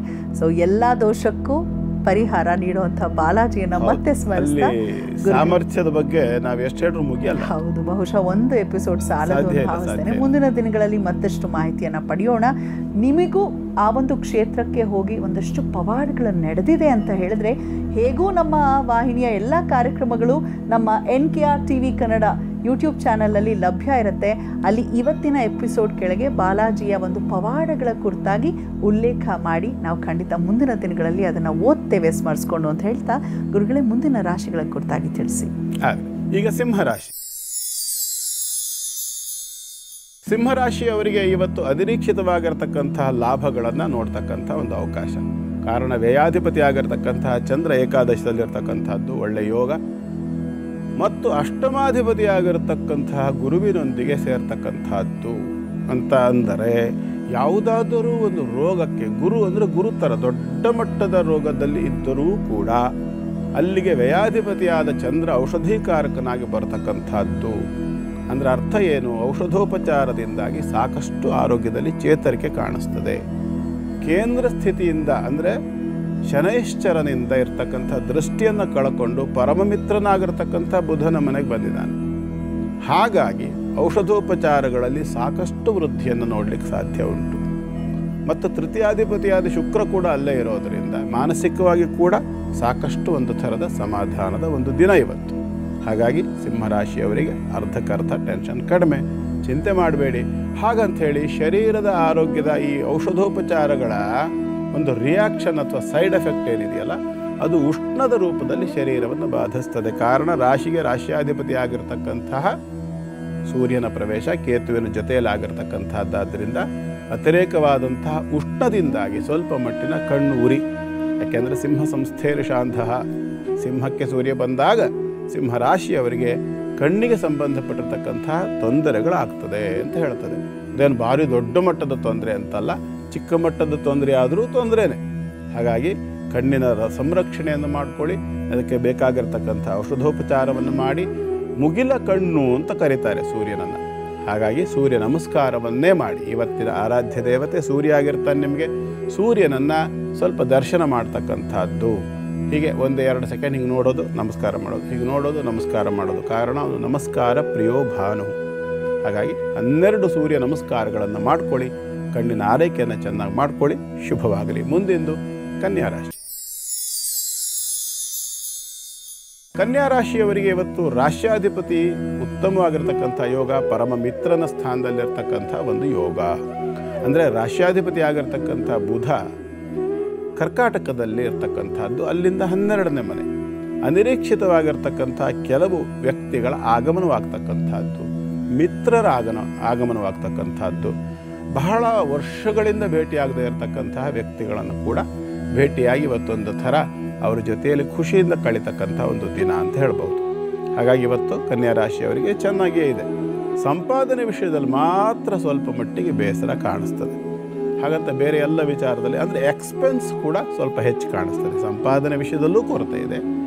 ಸ್ವಲ್ಪ ಎಕ್ಸ್ಪೆನ್ಸ್ ಹೆಚ್ಚು ಖರ್ಚು ಮಾಡ್ತಕ್ಕಂಥ ಕೆಲವು ಲಕ್ಷಣಗಳು. ಖುಷಿಗಾಗಿ, ಸಂತೋಷಕ್ಕೋಸ್ಕರವಾಗಿ ಸ್ವಲ್ಪ ಮಟ್ಟಿನ ಹಣವನ್ನು ಖರ್ಚು ಮಾಡಿಸ್ತದೆ ಕೇತು ಮತ್ತು ರವಿ ಅಲ್ವಾ. ಹಾಗಾಗಿ ಈ ಒಂದು ಸೂಚನೆಯನ್ನು ಕನ್ಯಾ ರಾಶಿಯವರಿಗೆ ಕೊಡಲಿಕ್ಕೆ ಬಯಸ್ತೇನೆ. ಮತ್ತು ರಾಶ್ಯಾಧಿಪತಿ ಆಗಿರ್ತಕ್ಕಂಥ ಬುಧ ಲಾಭದಲ್ಲಿದ್ದರೂ ಅವನಿಗೆ ಅದು ಶತ್ರು ಕ್ಷೇತ್ರ ಆಗ್ತದೆ ಬುಧನಿಗೆ. ಹಾಗಾಗಿ ಪೂರ್ಣ ಪ್ರಮಾಣದ ಅನುಗ್ರಹ ಅಥವಾ ಪೂರ್ಣ ಪ್ರಮಾಣದ ಆದಾಯ ಅಂತಕ್ಕಂಥದ್ದು ಕಾಣೋದಿಲ್ಲ. ಇರಲಿ, ಪರವಾಗಿಲ್ಲ, ಎಲ್ಲ ಆ ಥರ ಈ ಥರ ಎಲ್ಲದೂ ಇರ್ತದೆ ಜೀವನದಲ್ಲಿ. 1-2 ದಿನ ನಡೀತದೆ, ಏನು ತೊಂದರೆ ಇಲ್ಲ. ಆ ನಂತರದಲ್ಲಿ ಗ್ರಹಗತಿಗಳ ಬದಲಾವಣೆಯ ನಂತರದಲ್ಲಿ ಸಾಕಷ್ಟು ಒಳ್ಳೆಯದು ಕೂಡ ಆಗ್ತದೆ. ಚಿಂತೆ ಮಾಡಬೇಡಿ, ಮಹಾಲಕ್ಷ್ಮಿಯನ್ನು ಆರಾಧನೆ ಮಾಡ್ಕೊಳ್ಳಿ, ಶುಭವಾಗಲಿ. ಮುಂದಿಂದು ತುಲಾರಾಶಿ. ತುಲಾರಾಶಿಯವರಿಗೆ ಇವತ್ತಿನ ದಿನ ಚೆನ್ನಾಗಿದೆ. ಭಾಗ್ಯಾಧಿಪತಿ ಆಗಿರ್ತಕ್ಕಂತಹ ಬುಧ ಕರ್ಮದಲ್ಲಿರ್ತಕ್ಕಂಥದ್ದು, ಕರ್ಮಾಧಿಪತಿ ಆಗಿರ್ತಕ್ಕಂತಹ ಚಂದ್ರ ಭಾಗ್ಯದಲ್ಲಿರ್ತಕ್ಕಂಥದ್ದು. ಇದು ಒಂದು ಥರ ಪರಿವರ್ತನ ಯೋಗ ಅಂತ ಹೇಳ್ತಾರೆ. ಈ ಪರಿವರ್ತನ ಯೋಗದಿಂದ ಕೂಡ ಇವತ್ತು ಚೆನ್ನಾಗಿ ಇವತ್ತಿನ ದಿನ ನಡೀತದೆ ತುಲಾರಾಶಿಯವರಿಗೆ. ಚಿಂತೆ ಮಾಡೋದು ಬೇಡ. ಆದಾಯದ ವಿಷಯದಲ್ಲಿ, ಆರೋಗ್ಯದ ವಿಷಯದಲ್ಲಿ, ಕೌಟುಂಬಿಕವಾದ ವಿಷಯದಲ್ಲಿ ಪ್ರತಿಯೊಂದರಲ್ಲೂ ಕೂಡ ಚೆನ್ನಾಗಿರ್ತಕ್ಕಂಥ ಅವಕಾಶ ಇದೆ. ಸ್ವಲ್ಪ ಬೇಸರ ಯಾವುದು ಅಂತಂದರೆ ಸಪ್ತಮ ಮತ್ತು ದ್ವಿತೀಯಾಧಿಪತಿಗಳು 12ನೇ ಮನೆಯಲ್ಲಿ ಇರ್ತಕ್ಕಂಥದ್ದು. ಅಂದರೆ ವೈವಾಹಿಕ ಜೀವನದಲ್ಲಿ ಸಂಗಾತಿಗಳೊಂದಿಗೆ ಒಂದು ಥರದ ಭಿನ್ನಾಭಿಪ್ರಾಯದ ದಿನ, ವೈಮನಸ್ಯದ ದಿನ, ಸ್ವಲ್ಪ ಕಿರಿಕಿರಿ ಆಗ್ತಕ್ಕಂಥ ದಿನ ಕೂಡ ಹೌದು. ಹಾಗಾಗಿ ಸ್ವಲ್ಪ ಕಿರಿಕಿರಿ ಆಗಬೇಕು. ಅದು ಸಪ್ಪೆಯಾದ ಈ ಸಂಸಾರದಲ್ಲಿ ಉಪ್ಪಿನಕಾಯಿ ತಿಂದ ಹಾಗೆ ಇರಬೇಕು, ಜಗಳ ಇರಬೇಕು ಅಂತ ಹೇಳ್ತಾರಲ್ಲ ಹಾಗೆ. ಸ್ವಲ್ಪ ಅದು ಉಪ್ಪಿನಕಾಯಿದೆ ಅನ್ನ ತಿಂದರೆ ಬಾಯಿ ಉರಿತದೆ, ಯೋಚನೆ ಮಾಡ್ಕೊಂಡು ತಿನ್ನೋದು ಸೂಕ್ತ. ಐಕ್ಯಮತ್ಯಕ್ಕೋಸ್ಕರವಾಗಿ ಇವತ್ತು ಉಮಾಶಂಕರರ ಪ್ರಾರ್ಥನೆ ಅಂದರೆ ಪಾರ್ವತಿ ಪರಮೇಶ್ವರರ ಪ್ರಾರ್ಥನೆಯನ್ನು ಮಾಡಿಕೊಳ್ಳಿ, ಶುಭವಾಗಲಿ. ಮುಂದೆಂದು ವೃಶ್ಚಿಕ ರಾಶಿ. ವೃಶ್ಚಿಕ ರಾಶಿಯವರಿಗೆ ಇವತ್ತಿನ ದಿನ ಸ್ವಲ್ಪ ಬೇಸರದ ದಿನ. ಉಳಿದ ಎಲ್ಲ ರಾಶಿಗಳಿಗೆ ಹೋಲಿಸಿದರೆ ಕರ್ಕಾಟಕ ಮತ್ತು ವೃಶ್ಚಿಕ ರಾಶಿಯವರಿಗೆ ಹೆಚ್ಚು ಸಮಸ್ಯೆ ಇರತಕ್ಕಂಥ ಲಕ್ಷಣಗಳು ಕಾಣಿಸುತ್ತೆ. ಕಾರಣ ಏನು ಅಂದರೆ ಅಷ್ಟಮ ಭಾವದಲ್ಲಿರ್ತಕ್ಕಂಥ 3 ಗ್ರಹಗಳ ಯೋಗ. ಇದು ಎಲ್ಲ ಗ್ರಹಗಳು ಯೋಗಕಾರಕರೇ ಬೇರೆ, ಅದೊಂದು ಬೇರೆ ಕಾರಣ. ಹಾಗಾಗಿ ಸ್ವಲ್ಪ ಮಟ್ಟಿಗೆ ಬೇಸರ, ದುಡ್ಡು ಕಾಸಿನ ವಿಷಯದಲ್ಲಿ ಬೇಸರ, ಕೌಟುಂಬಿಕವಾದ ವಿಷಯದಲ್ಲಿ ಬೇಸರ, ಆರೋಗ್ಯದ ವಿಷಯದಲ್ಲಿ ಕೂಡ ಇವತ್ತು ಆಹಾರ ವ್ಯತ್ಯಾಸದಿಂದಾಗಿ ಸಮಸ್ಯೆಗಳು ಬರ್ತಕ್ಕಂಥ ಲಕ್ಷಣ. ಕಾರಣ ಪಂಚಮಾಧಿಪತಿ ಆಗಿರ್ತಕ್ಕಂಥ ಗುರುವಿನೊಂದಿಗೆ ಸೇರಿ ಅಷ್ಟಮದಲ್ಲಿರ್ತಕ್ಕಂಥ ಚಂದ್ರ ಅಲ್ವಾ. ಹಾಗಾಗಿ ಆಹಾರದ ವಿಷಯದಲ್ಲಿ ಸ್ವಲ್ಪ ಎಚ್ಚರಿಕೆ ವಹಿಸ್ಕೊಳ್ಳಿ. ಹಳೆಯ ಆಹಾರಗಳನ್ನು ಅಥವಾ ಪೂರ್ಣ ತಣಿದು ಹೋಗಿರ್ತಕ್ಕಂತಹ ಆಹಾರಗಳನ್ನು, ಎಣ್ಣೆಯಲ್ಲಿ ಅದು ಶುಕ್ರ ಇರೋದ್ರಿಂದ ಎಣ್ಣೆಯಲ್ಲಿ ಕರಿದಿರ್ತಕ್ಕಂಥ ಆಹಾರಗಳನ್ನು ದಯವಿಟ್ಟು ಇವತ್ತು ಅವಾಯ್ಡ್ ಮಾಡ್ತಕ್ಕಂಥದ್ದು ಒಳ್ಳೆಯದು, ಹಳೆಯ ಆಹಾರಗಳು. ಇನ್ನು ಕೆಲವರಿಗೆ ಸ್ವಲ್ಪ ಜಂಕ್ ಫುಡ್ ತಿನ್ನೋದು ಇತ್ಯಾದಿಗಳೆಲ್ಲ ಅಪೇಕ್ಷೆಗಳು ಇರ್ತವೆ. ಹಾಬಿ ಅಂತ ಹೇಳಬೇಕು, ಹವ್ಯಾಸ ಹೇಳಬೇಕು, ಗೊತ್ತಿಲ್ಲ. ಅದಕ್ಕೆ ಇಂಥದ್ದನ್ನು ಸ್ವಲ್ಪ ಇವತ್ತು ಕಂಟ್ರೋಲ್ ಮಾಡ್ತಕ್ಕಂಥದ್ದು ತುಂಬ ಒಳ್ಳೆಯದು. ಅದು ಇಲ್ಲದೆ ಇದ್ದರೆ ಕುಜನ ದೃಷ್ಟಿ ಅಂತಕ್ಕಂಥದ್ದು ಬಿದ್ದಾಗ ಫುಡ್ ಪಾಯ್ಸನಿಂಗ್ ಇತ್ಯಾದಿಗಳಾಗ್ತಕ್ಕಂಥ ಸಾಧ್ಯತೆ ಇರುತ್ತೆ. ಎಚ್ಚರಿಕೆ ವಹಿಸ್ಕೊಳ್ಳಿ. ಮತ್ತು ಮುಖ್ಯವಾಗಿ ಇವತ್ತು ಸುಬ್ರಹ್ಮಣ್ಯನ ಆರಾಧನೆ ಮಾಡ್ಕೊಳ್ಳಿ, ಶುಭವಾಗಿ. ಚಂದಲನವರು ಈ ಒಂದು ಪ್ರಶ್ನೆಯನ್ನು ಕಳಿಸಿದ್ದಾರೆ. ಮಗನ ಹೆಸರು ಬಹಳನೇ ವಿಭಿನ್ನವಾಗಿದೆ, ವಿಶೇಷವಾಗಿದೆ. ಹಿಟಾಶ್ ಹೆಸರು. ಹಿಟಾಶ್ ಮೋಸ್ಟ್ಲಿ ಬ್ರೈಟ್ನೆಸ್ ಅನ್ನೋ ಒಂದು ಅರ್ಥವನ್ನು ಕೊಡುತ್ತೆ ಅಂತ ಭಾವಿಸ್ತೇನೆ. ಅಪರೂಪದ ಹೆಸರು, ಅಪರೂಪದ ಮಗು ಅಂತ ಭಾವಿಸ್ತೇನೆ. ಹುಟ್ಟಿರುವಂಥ ದಿನಾಂಕ 2015 ಮಾರ್ಚ್ 2ನೇ ತಾರೀಕಿನಂದು. ಸಮಯ 10:29 PM ಅಂತ ಹೇಳ್ತಿದ್ದಾರೆ. ಗುರುಗಳೇ, ಸ್ವಲ್ಪ ಓದೋದ್ರಲ್ಲಿ ಹಿಂದಿದ್ದಾನೆ, ದಯಮಾಡಿ ತಿಳಿಸ್ಕೊಡಿ. 10 ವರ್ಷದ ಮಗು ಇದು. ಹೇಗಿದೆ ಮುಂದಿನ ಭವಿಷ್ಯ? ಓದು ಸೇಂದಿಲ್ ಅವರು ಕಳಿಸಿರ್ತಕ್ಕಂಥದ್ದು ಈ ಮಗುವಿನ ಡೇಟ್ ಆಫ್ ಬರ್ತ್ ಟೈಮ್ ಪ್ರಕಾರ ಪುಷ್ಯ ನಕ್ಷತ್ರ, ಕರ್ಕಾಟಕ ರಾಶಿ ಆಗುತ್ತೆ ಮತ್ತು ತುಲಾ ಲಗ್ನ ಆಗ್ತದೆ. ಈ ಜಾತಕದಲ್ಲಿ ಬುಧ ಚಂದ್ರ ಯೋಗ ಅಂತಕ್ಕಂಥ ಒಂದು ವಿಶಿಷ್ಟವಾಗಿರ್ತಕ್ಕಂಥ ಯೋಗ ಇದೆ. ಲಗ್ನಾತ್ ಪಂಚಮದಲ್ಲಿರ್ತಕ್ಕಂಥದ್ದು ಸೂರ್ಯ, ಪಂಚಮಾರಿಷ್ಟ ಅಂತ ಹೇಳ್ತೇವೆ. ಚಂದ್ರಾತ್ ಪಂಚಮದಲ್ಲಿರ್ತಕ್ಕಂಥದ್ದು ಶನಿ, ಇದನ್ನು ಪಂಚಮಾರಿಷ್ಟ ಅಂತ ಹೇಳ್ತೇವೆ. ಅಂದರೆ ಲಗ್ನಾತ್ ಪಂಚಮದಲ್ಲಿ, ಚಂದ್ರಾತ್ ಪಂಚಮದಲ್ಲಿ 2 ಸ್ಥಾನಗಳಲ್ಲಿ ಕೂಡ ಪಾಪಗ್ರಹಗಳು ಉಂಟು. ಅಂದರೆ ಪ್ರಾರಬ್ಧಾನುಸಾರವಾಗಿ ಕೂಡ ಜನ್ಮಾಂತರದ ಪಾಪಶೇಷ ಉಂಟು. ಮತ್ತು ಈ ಜನ್ಮದಲ್ಲಿ ಕೂಡ ಆಗಾಮಿ ಕೂಡ ಪಂಚಮ ಭಾವದಲ್ಲಿ ಅಂದರೆ ಸಂಗ್ರಹ ಆಗ್ತಕ್ಕಂಥದ್ದು ಅಂತ, ಅದರಲ್ಲಿ ಕೂಡ ಪಾಪಾಚರಣೆಯ ದೋಷ ಉಂಟು. 10 ವರ್ಷದ ಮಗು ಏನು ಮಹಾ ದೊಡ್ಡ ಪಾಪಾಚರಣೆ ಮಾಡಲಿಕ್ಕೆ ಸಾಧ್ಯ ಇಲ್ಲ, ಎರಡನೇ ವಿಚಾರ. ಆದರೆ ಗ್ರಹಗತಿ ಇರ್ತಕ್ಕಂಥದ್ದು ಹಾಗೆ. ಹಾಗಾಗಿ ಇದು ಸ್ವಲ್ಪ ಮಟ್ಟಿಗೆ ಮತ್ತು ಬುಧಚಂದ್ರ ಯೋಗ ಕೂಡ ಇರೋದ್ರಿಂದ ಆ ಒಂದು ಗ್ರಾಸ್ಪಿಂಗ್ ಪವರ್ ಅಂತ ನಾವೇನು ಹೇಳ್ತೀವಲ್ಲ, ಸಂಗ್ರಹ, ಗ್ರಹಣ ಶಕ್ತಿ ಅಥವಾ ಮೇಧಾಶಕ್ತಿ ಅಂತ ಏನಿದೆ, ಈ ಮೇಧಾಶಕ್ತಿಯ ಕೊರತೆ ಅಂತಕ್ಕಂಥದ್ದು ಈ ಮಗುವಿಗೆ ಕಾಣಿಸುತ್ತೆ. ಏನು ಮಾಡಬಹುದು ಇದಕ್ಕೆ ಅಂತಂದರೆ, ಒಂದು ಬೃಹಸ್ಪತಿ ಶಾಂತಿ ಅಂತ ಹೇಳ್ತಾರೆ. ಈ ಬೃಹಸ್ಪತಿ ಶಾಂತಿಯನ್ನು ಮಾಡಿಕೊಳ್ಳೋದು, ಜೊತೆಯಲ್ಲಿ ಮೇಧಾ ಪ್ರಜ್ಞಾ. ನಾನು ಯಾವಾಗಲೂ ಹೇಳ್ತೀನಿ, ಒಂದು ವಿದ್ಯಾರ್ಥಿಗೆ 3 ಶಕ್ತಿಗಳಿರಬೇಕು: ಶ್ರದ್ಧಾ, ಮೇಧಾ, ಪ್ರಜ್ಞಾಳೆ. ಈ ಶ್ರದ್ಧಾ, ಮೇಧಾ, ಪ್ರಜ್ಞಾ ಅಂತಕ್ಕಂಥ ಈ 3 ವಿಚಾರಗಳಿಗೆ ಸಂಬಂಧಪಟ್ಟು ನಾಳೆ ದಿವಸದ ನಮ್ಮ ಎಪಿಸೋಡ್ನಲ್ಲಿ ಹೇಳ್ತೀನಿ. ಕಾರಣ ಏನು ಅಂತಂದರೆ, ನಮಗೆ ಸಮಯದ ಪರಿಸ್ಥಿತಿಯನ್ನು ನೋಡ್ಕೊಳ್ಬೇಕು. ನಾಳೆ ಗುರುವಾರ ಕೂಡ ಇದೆ. ಗುರು ಸಂಬಂಧಪಟ್ಟು ಮೌಢ್ಯ ದೋಷಾದಿಗಳಿರ್ತಕ್ಕಂಥ ವಿದ್ಯಾರ್ಥಿಗಳಿಗೆ ತೊಂದರೆ ಆಗಬಾರ್ದು. ಹಾಗಾಗಿ ನಾಳೆ ದಿವಸ ಗುರುವಾರದ ಎಪಿಸೋಡ್ನಲ್ಲಿ ಈ ಶ್ರದ್ಧಾ ಮೇಧ ಪ್ರಜ್ಞಾ ಬಗ್ಗೆ ತಿಳಿಸ್ಕೊಡ್ತೇನೆ. ಹಾಗಾಗಿ ಇವರು ಮುಖ್ಯವಾಗಿ ಈ ಮಗುವಿಗೆ ಸಂಬಂಧಪಟ್ಟು ಬುಧಚಂದ್ರ ಶಾಂತಿ, ಪಂಚಮಾರಿಷ್ಠ ಶಾಂತಿ ಮತ್ತು ಬೃಹಸ್ಪತಿ ಶಾಂತಿ, ಶ್ರದ್ಧಾ ಮೇಧ ಪ್ರಜ್ಞಾ ಸಂಬಂಧಪಟ್ಟಿರ್ತಕ್ಕಂಥ ಶಾಂತಿ ಹೋಮಗಳು ಈ ಎಲ್ಲವನ್ನು ಸಂಕಲೀಕರಣಗೊಳಿಸಿ ಸಮ್ಮಿಶ್ರಣಗೊಳಿಸಿ ಮಾಡ್ತಕ್ಕಂಥ ಒಂದು ಆರಾಧನೆ ಇದೆ. ಅದನ್ನು ದಕ್ಷಿಣಾಮೂರ್ತಿ ಕಲ್ಪ ಅಂತ ಹೇಳ್ತಾರೆ. ಇದನ್ನು ಆಚರಣೆ ಮಾಡಿದರೆ ಈ ಮಗುವಿಗೆ ವಿದ್ಯಾಭ್ಯಾಸದಲ್ಲಿ ಅಭಿವೃದ್ಧಿ ಆಗುತ್ತೆ. ಶುಭವಾಗುತ್ತೆ. ಸಂದಿಲ್ ಅವರೇ, ಧನ್ಯವಾದಗಳು ನಮ್ಮ ಕಾರ್ಯಕ್ರಮಕ್ಕೆ ಮೆಸೇಜನ್ನು ಕಳಿಸಿದ್ದಕ್ಕಾಗಿ. ನಿಮಗೂ ಕೂಡ ನಮ್ಮ ಈ ವಿಭಾಗಕ್ಕೆ ಪ್ರಶ್ನೆ ಕಳಿಸ್ಬೇಕಂತ ಹೇಳಿದ್ರೆ ಕೆಳಗಡೆ ಕಾಣಿಸ್ತಿರುವಂಥ ವಾಟ್ಸಪ್ ನಂಬರ್ಗೆ ದಯಮಾಡಿ ಕಳಿಸಿ ಅಂತ ಹೇಳ್ತಾ, ಜೊತೆಗೆ ನಮ್ಮ ಈ ಕಾರ್ಯಕ್ರಮ ಯಾವಾಗಲೂ ಲಭ್ಯ ಇರುತ್ತೆ NKR TV ಕನ್ನಡ ಯೂಟ್ಯೂಬ್ ಚಾನಲ್ನಲ್ಲಿ ಸಬ್ಸ್ಕ್ರೈಬ್ ಮಾಡಿ ಅಂತ ಹೇಳ್ತಾ, ಗುರುಜಿ ಇನ್ನು ಕೊನೆಯ 4 ರಾಶಿಗಳ ಕುರಿತಾಗಿ ತಿಳಿಸ್ಕೊಡಿ. ನೋಡು, ಈಗ ಧನುರಾಶಿ. ಧನುರಾಶಿಯವರಿಗೆ ಇವತ್ತಿನ ದಿನ ಮಧ್ಯಮ ಸ್ಥಿತಿಯ ದಿನ. ಅಷ್ಟಮಾಧಿಪತಿ ಸಪ್ತಮಕ್ಕೆ ಬಂದಿರತಕ್ಕಂಥದ್ದು ಮತ್ತು ರಾಶಿ ಚತುರ್ಥಾಧಿಪತಿಯಾದ ಗುರು ಕೂಡ ಲಾಭಕ್ಕೆ ದೃಷ್ಟಿಯನ್ನು ಕೊಡ್ತಕ್ಕಂಥದ್ದು. ಆದರೆ ಬಾಧಕನಾಗಿರ್ತಕ್ಕಂತಹ ಶುಕ್ರನೊಂದಿಗಿರುವಂಥದ್ದು ಅಷ್ಟು ಉತ್ತಮವಾದ್ದಲ್ಲ. ಅಲ್ಲಿ ಸ್ವಲ್ಪ ಕಿರಿಕಿರಿಯನ್ನು ಶುಕ್ರ ಮಾಡ್ತಾನೆ. ಶುಕ್ರ ಅಂತಂದರೆ ಮನೆಯಲ್ಲಿರ್ತಕ್ಕಂತಹ ಕುಟುಂಬದ ಸದಸ್ಯರು ಅಂತ ಅರ್ಥಾತ್ ಸ್ವಲ್ಪ ಕುಟುಂಬದ ಸದಸ್ಯರಲ್ಲಿ ಭಾವೇ ಕಾರಕನಾಶಕ ಅಂತ ಕೂಡ ಉಂಟು. ಹಾಗಾಗಿ ಸ್ವಲ್ಪ ಮಟ್ಟಿನ ಒಂದು ತಾಕಲಾಟ, ಕಿರಿಕಿರಿ ಇತ್ಯಾದಿಗಳೆಲ್ಲ ಬರ್ತಕ್ಕಂಥ ಸಾಧ್ಯತೆ ಇದೆ. ಹಾಗಾಗಿ ಅರ್ಧನಾರೀಶ್ವರನ ಧ್ಯಾನ, ನವಶಿವಾಭ್ಯಾಂ ನವಯೌವನಾಭ್ಯಾಂ ಪರಸ್ಪರಾಶ್ಲಿಷ್ಟವಪುರ್ಧರಾಭ್ಯಾಂ ನಗೇಂದ್ರ ಕನ್ಯಾ ವೃಷಕೇತನಾಭ್ಯಾಂ ನಮೋ ನಮಃ ಶಂಕರ ಪಾರ್ವತೀಭ್ಯಾಂ. ಅರ್ಧನಾರೀಶ್ವರ ಧ್ಯಾನವನ್ನು ಮಾಡಿಕೊಳ್ಳಿ. ಶುಭವಾಗಲಿ. ಮುಂದೆಂದು ಮಕರ ರಾಶಿ. ಮಕರ ರಾಶಿಯವರಿಗೆ ಇವತ್ತಿನ ದಿನ ತಕ್ಕ ಮಟ್ಟಿಗೆ ಚೆನ್ನಾಗಿದೆ. ಸಪ್ತಮ ಭಾವದಲ್ಲಿರ್ತಕ್ಕಂಥ ರವಿ ಅಷ್ಟಮಕ್ಕೆ ಹೋಗಿರೋದರಿಂದ ಸ್ವಲ್ಪ ಮಟ್ಟಿಗೆ ಶರೀರದ ಅಧೋಭಾಗಗಳಲ್ಲಿ ಅಂತಂದರೆ ನಾಭಿಯಿಂದ ಅಧೋಭಾಗಗಳಲ್ಲಿ ಸ್ವಲ್ಪ ಮಟ್ಟಿನ ಸಮಸ್ಯೆಗಳು ಕಾಣಿಸ್ತಕ್ಕಂಥ ಲಕ್ಷಣ ಉಂಟು. ಇನ್ಫೆಕ್ಷನ್ ಆಗ್ತಕ್ಕಂಥ ಲಕ್ಷಣ ಉಂಟು. ಇನ್ನು ನೇರವಾಗಿ ಹೇಳಬೇಕು ಅಂತಂದರೆ ಯೂರಿನ್ ಇನ್ಫೆಕ್ಷನ್ ಇತ್ಯಾದಿ ಸಮಸ್ಯೆಗಳು ಕಾಣಿಸಬಹುದು ಮಕರ ರಾಶಿಯ ಕೆಲವರಿಗೆ. ಅದರಲ್ಲೂ ವಿಶೇಷವಾಗಿ ಉತ್ತರಾಷಾಢ ನಕ್ಷತ್ರದವರಿಗೆ ಇದರ ಲಕ್ಷಣಗಳನ್ನು ಹೆಚ್ಚು ಊಹಿಸ್ತಾ ಇದ್ದೇನೆ ನಾನು. ಹಾಗಾಗಿ ಸಂಬಂಧಪಟ್ಟಿರ್ತಕ್ಕಂಥ ಚಿಕಿತ್ಸೆ ಇತ್ಯಾದಿಗಳನ್ನು ದಯವಿಟ್ಟು ಸರಿಯಾದ ರೀತಿಯಲ್ಲಿ ಮಾಡಿಸ್ಕೊಳ್ಳಿ. ಇದರ ಜೊತೆಯಲ್ಲಿ ಕೇತು ಕೂಡ ಇರೋದರಿಂದ ಸ್ವಲ್ಪ ಗಣಪತಿಯನ್ನು ಆರಾಧನೆ ಮಾಡಿಕೊಳ್ಳಿ. ಶುಭವಾಗಲಿ. ಮುಂದೆಂದು ಕುಂಭರಾಶಿ. ಕುಂಭರಾಶಿಯವರಿಗೆ ಇವತ್ತಿನ ದಿನ ಸ್ವಲ್ಪ ಬೇಸರ ತರಿಸ್ತಕ್ಕಂಥ ದಿನ. ಪ್ರಯತ್ನಗಳು ಸ್ವಲ್ಪ ಕೈ ಕೊಡ್ತಕ್ಕಂಥ ಸಾಧ್ಯತೆಗಳು ಹೆಚ್ಚು. ವಿಶೇಷವಾಗಿ ಸಂಪಾದನೆಗೋಸ್ಕರವಾಗಿ ಬೇರೆ ಊರುಗಳಲ್ಲಿ ಹೋಗಿರ್ತಕ್ಕಂಥವರಿಗೆ, ಊರನ್ನು ಬಿಟ್ಟು ಬೇರೆ ಊರಿಗೆ ಹೋಗಿರ್ತಕ್ಕಂಥವರಿಗೆ ಕೂಡ ಆರೋಗ್ಯದಲ್ಲಿ ಕೂಡ ಸಣ್ಣ ಪುಟ್ಟ ವ್ಯತ್ಯಾಸಗಳಾಗ್ತಕ್ಕಂಥ ಲಕ್ಷಣ ಇರುತ್ತೆ. ಅಗ್ನಿಮಾಂದ್ಯ ದೋಷವಾಗ್ತಕ್ಕಂಥದ್ದು, ಅಷ್ಟಮ ಭಾವದಲ್ಲಿರ್ತಕ್ಕಂಥ ಮಂಗಳ, ರಾಶಿಯಲ್ಲಿರ್ತಕ್ಕಂಥ ರಾಹು, ಸ್ವಲ್ಪ ಮಟ್ಟಿಗೆ ಕಾನ್ಸ್ಟಿಪೇಷನ್, ಅಜೀರ್ಣಾದಿ ಸಮಸ್ಯೆಗಳಿಂದ ಕೂಡ ಬಳಲಬೇಕಾಗಿ ಬರಬಹುದು. ಆಹಾರದ ಕಡೆಗೆ ಮತ್ತು ನಿಮ್ಮ ಚಟುವಟಿಕೆಗಳ ಕಡೆಗೆ ಸ್ವಲ್ಪ ಹೆಚ್ಚು ಗಮನವನ್ನು ಕೊಡ್ತಕ್ಕಂಥದ್ದು ಸೂಕ್ತ. ಅಗ್ನಿಯ ಆರಾಧನೆ ಬಹಳ ಸೂಕ್ತ. ಇವತ್ತು ಅಗ್ನಿಯಾಧಾನವನ್ನು ಮಾಡಿಕೊಂಡು, ಅಂದರೆ ಅಗ್ನಿ ಜ್ವಲನೆಯನ್ನು ಮಾಡಿಕೊಂಡು, ಅಗ್ನಿಹೋತ್ರ ನಮ್ಮ ಚಾನಲ್ನಲ್ಲೇ ಬರ್ತದೆ, ಪ್ರಾರಂಭದ ಹಂತದಲ್ಲೇ ಬಂದಿರ್ತದೆ. ಹೇಗೂ ನಾವು ಹೇಳಿದಾಗೆ NKR TV ಕನ್ನಡ ಯೂಟ್ಯೂಬ್ ಚಾನಲ್ನಲ್ಲಿ ಕೂಡ ಅಗ್ನಿಹೋತ್ರದ ಬಗ್ಗೆ ವಿವರಣೆ ಸಿಕ್ಕತ್ತೆ. ಅದನ್ನು ನೋಡ್ಕೊಂಡು ಆಚರಣೆ ಮಾಡ್ಕೊಳ್ಳಿ. ಶುಭವಾಗಲಿ. ಕೊನೆಯದಾಗಿ ಮೀನರಾಶಿ. ಮೀನರಾಶಿಯವರಿಗೆ ಇವತ್ತಿನ ದಿನ ತಕ್ಕ ಮಟ್ಟಿಗೆ ಮಧ್ಯಮ ಸ್ಥಿತಿಯ ಒಂದು ದಿನ.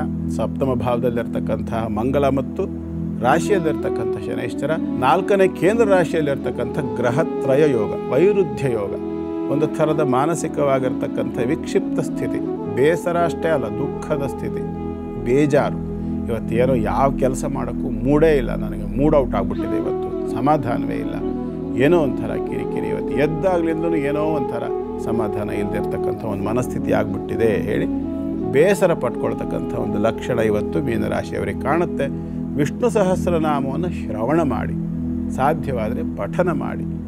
ಆರ್ತಾವಿಷಣ್ಣಾ ಶಿಥಿಲಾಶ್ಚ ಭೀತಾ ಘೋರೇಷು ಚ ವ್ಯಾಧಿಷು ವರ್ತಮಾನ. ಎಂಥದ್ದೇ ದೊಡ್ಡ ಸಮಸ್ಯೆ ಇದ್ದರೂ ಕೂಡ ಪ್ರಾಮಾಣಿಕವಾಗಿ ಆ ವಿಷ್ಣು ಸಹಸ್ರನಾಮ ಪಠನದಿಂದ ಅಥವಾ ಶ್ರವಣದಿಂದ ಎಲ್ಲ ದೋಷಗಳು ಪರಿಹಾರವಾಗುತ್ತೆ ಅಂತ ಅದರಲ್ಲೇ ಉಂಟು. ಹಾಗಾಗಿ ಶ್ರದ್ಧಾಭಕ್ತಿ ಸಮನ್ವಿತರಾಗಿ ಮಾಡಿ.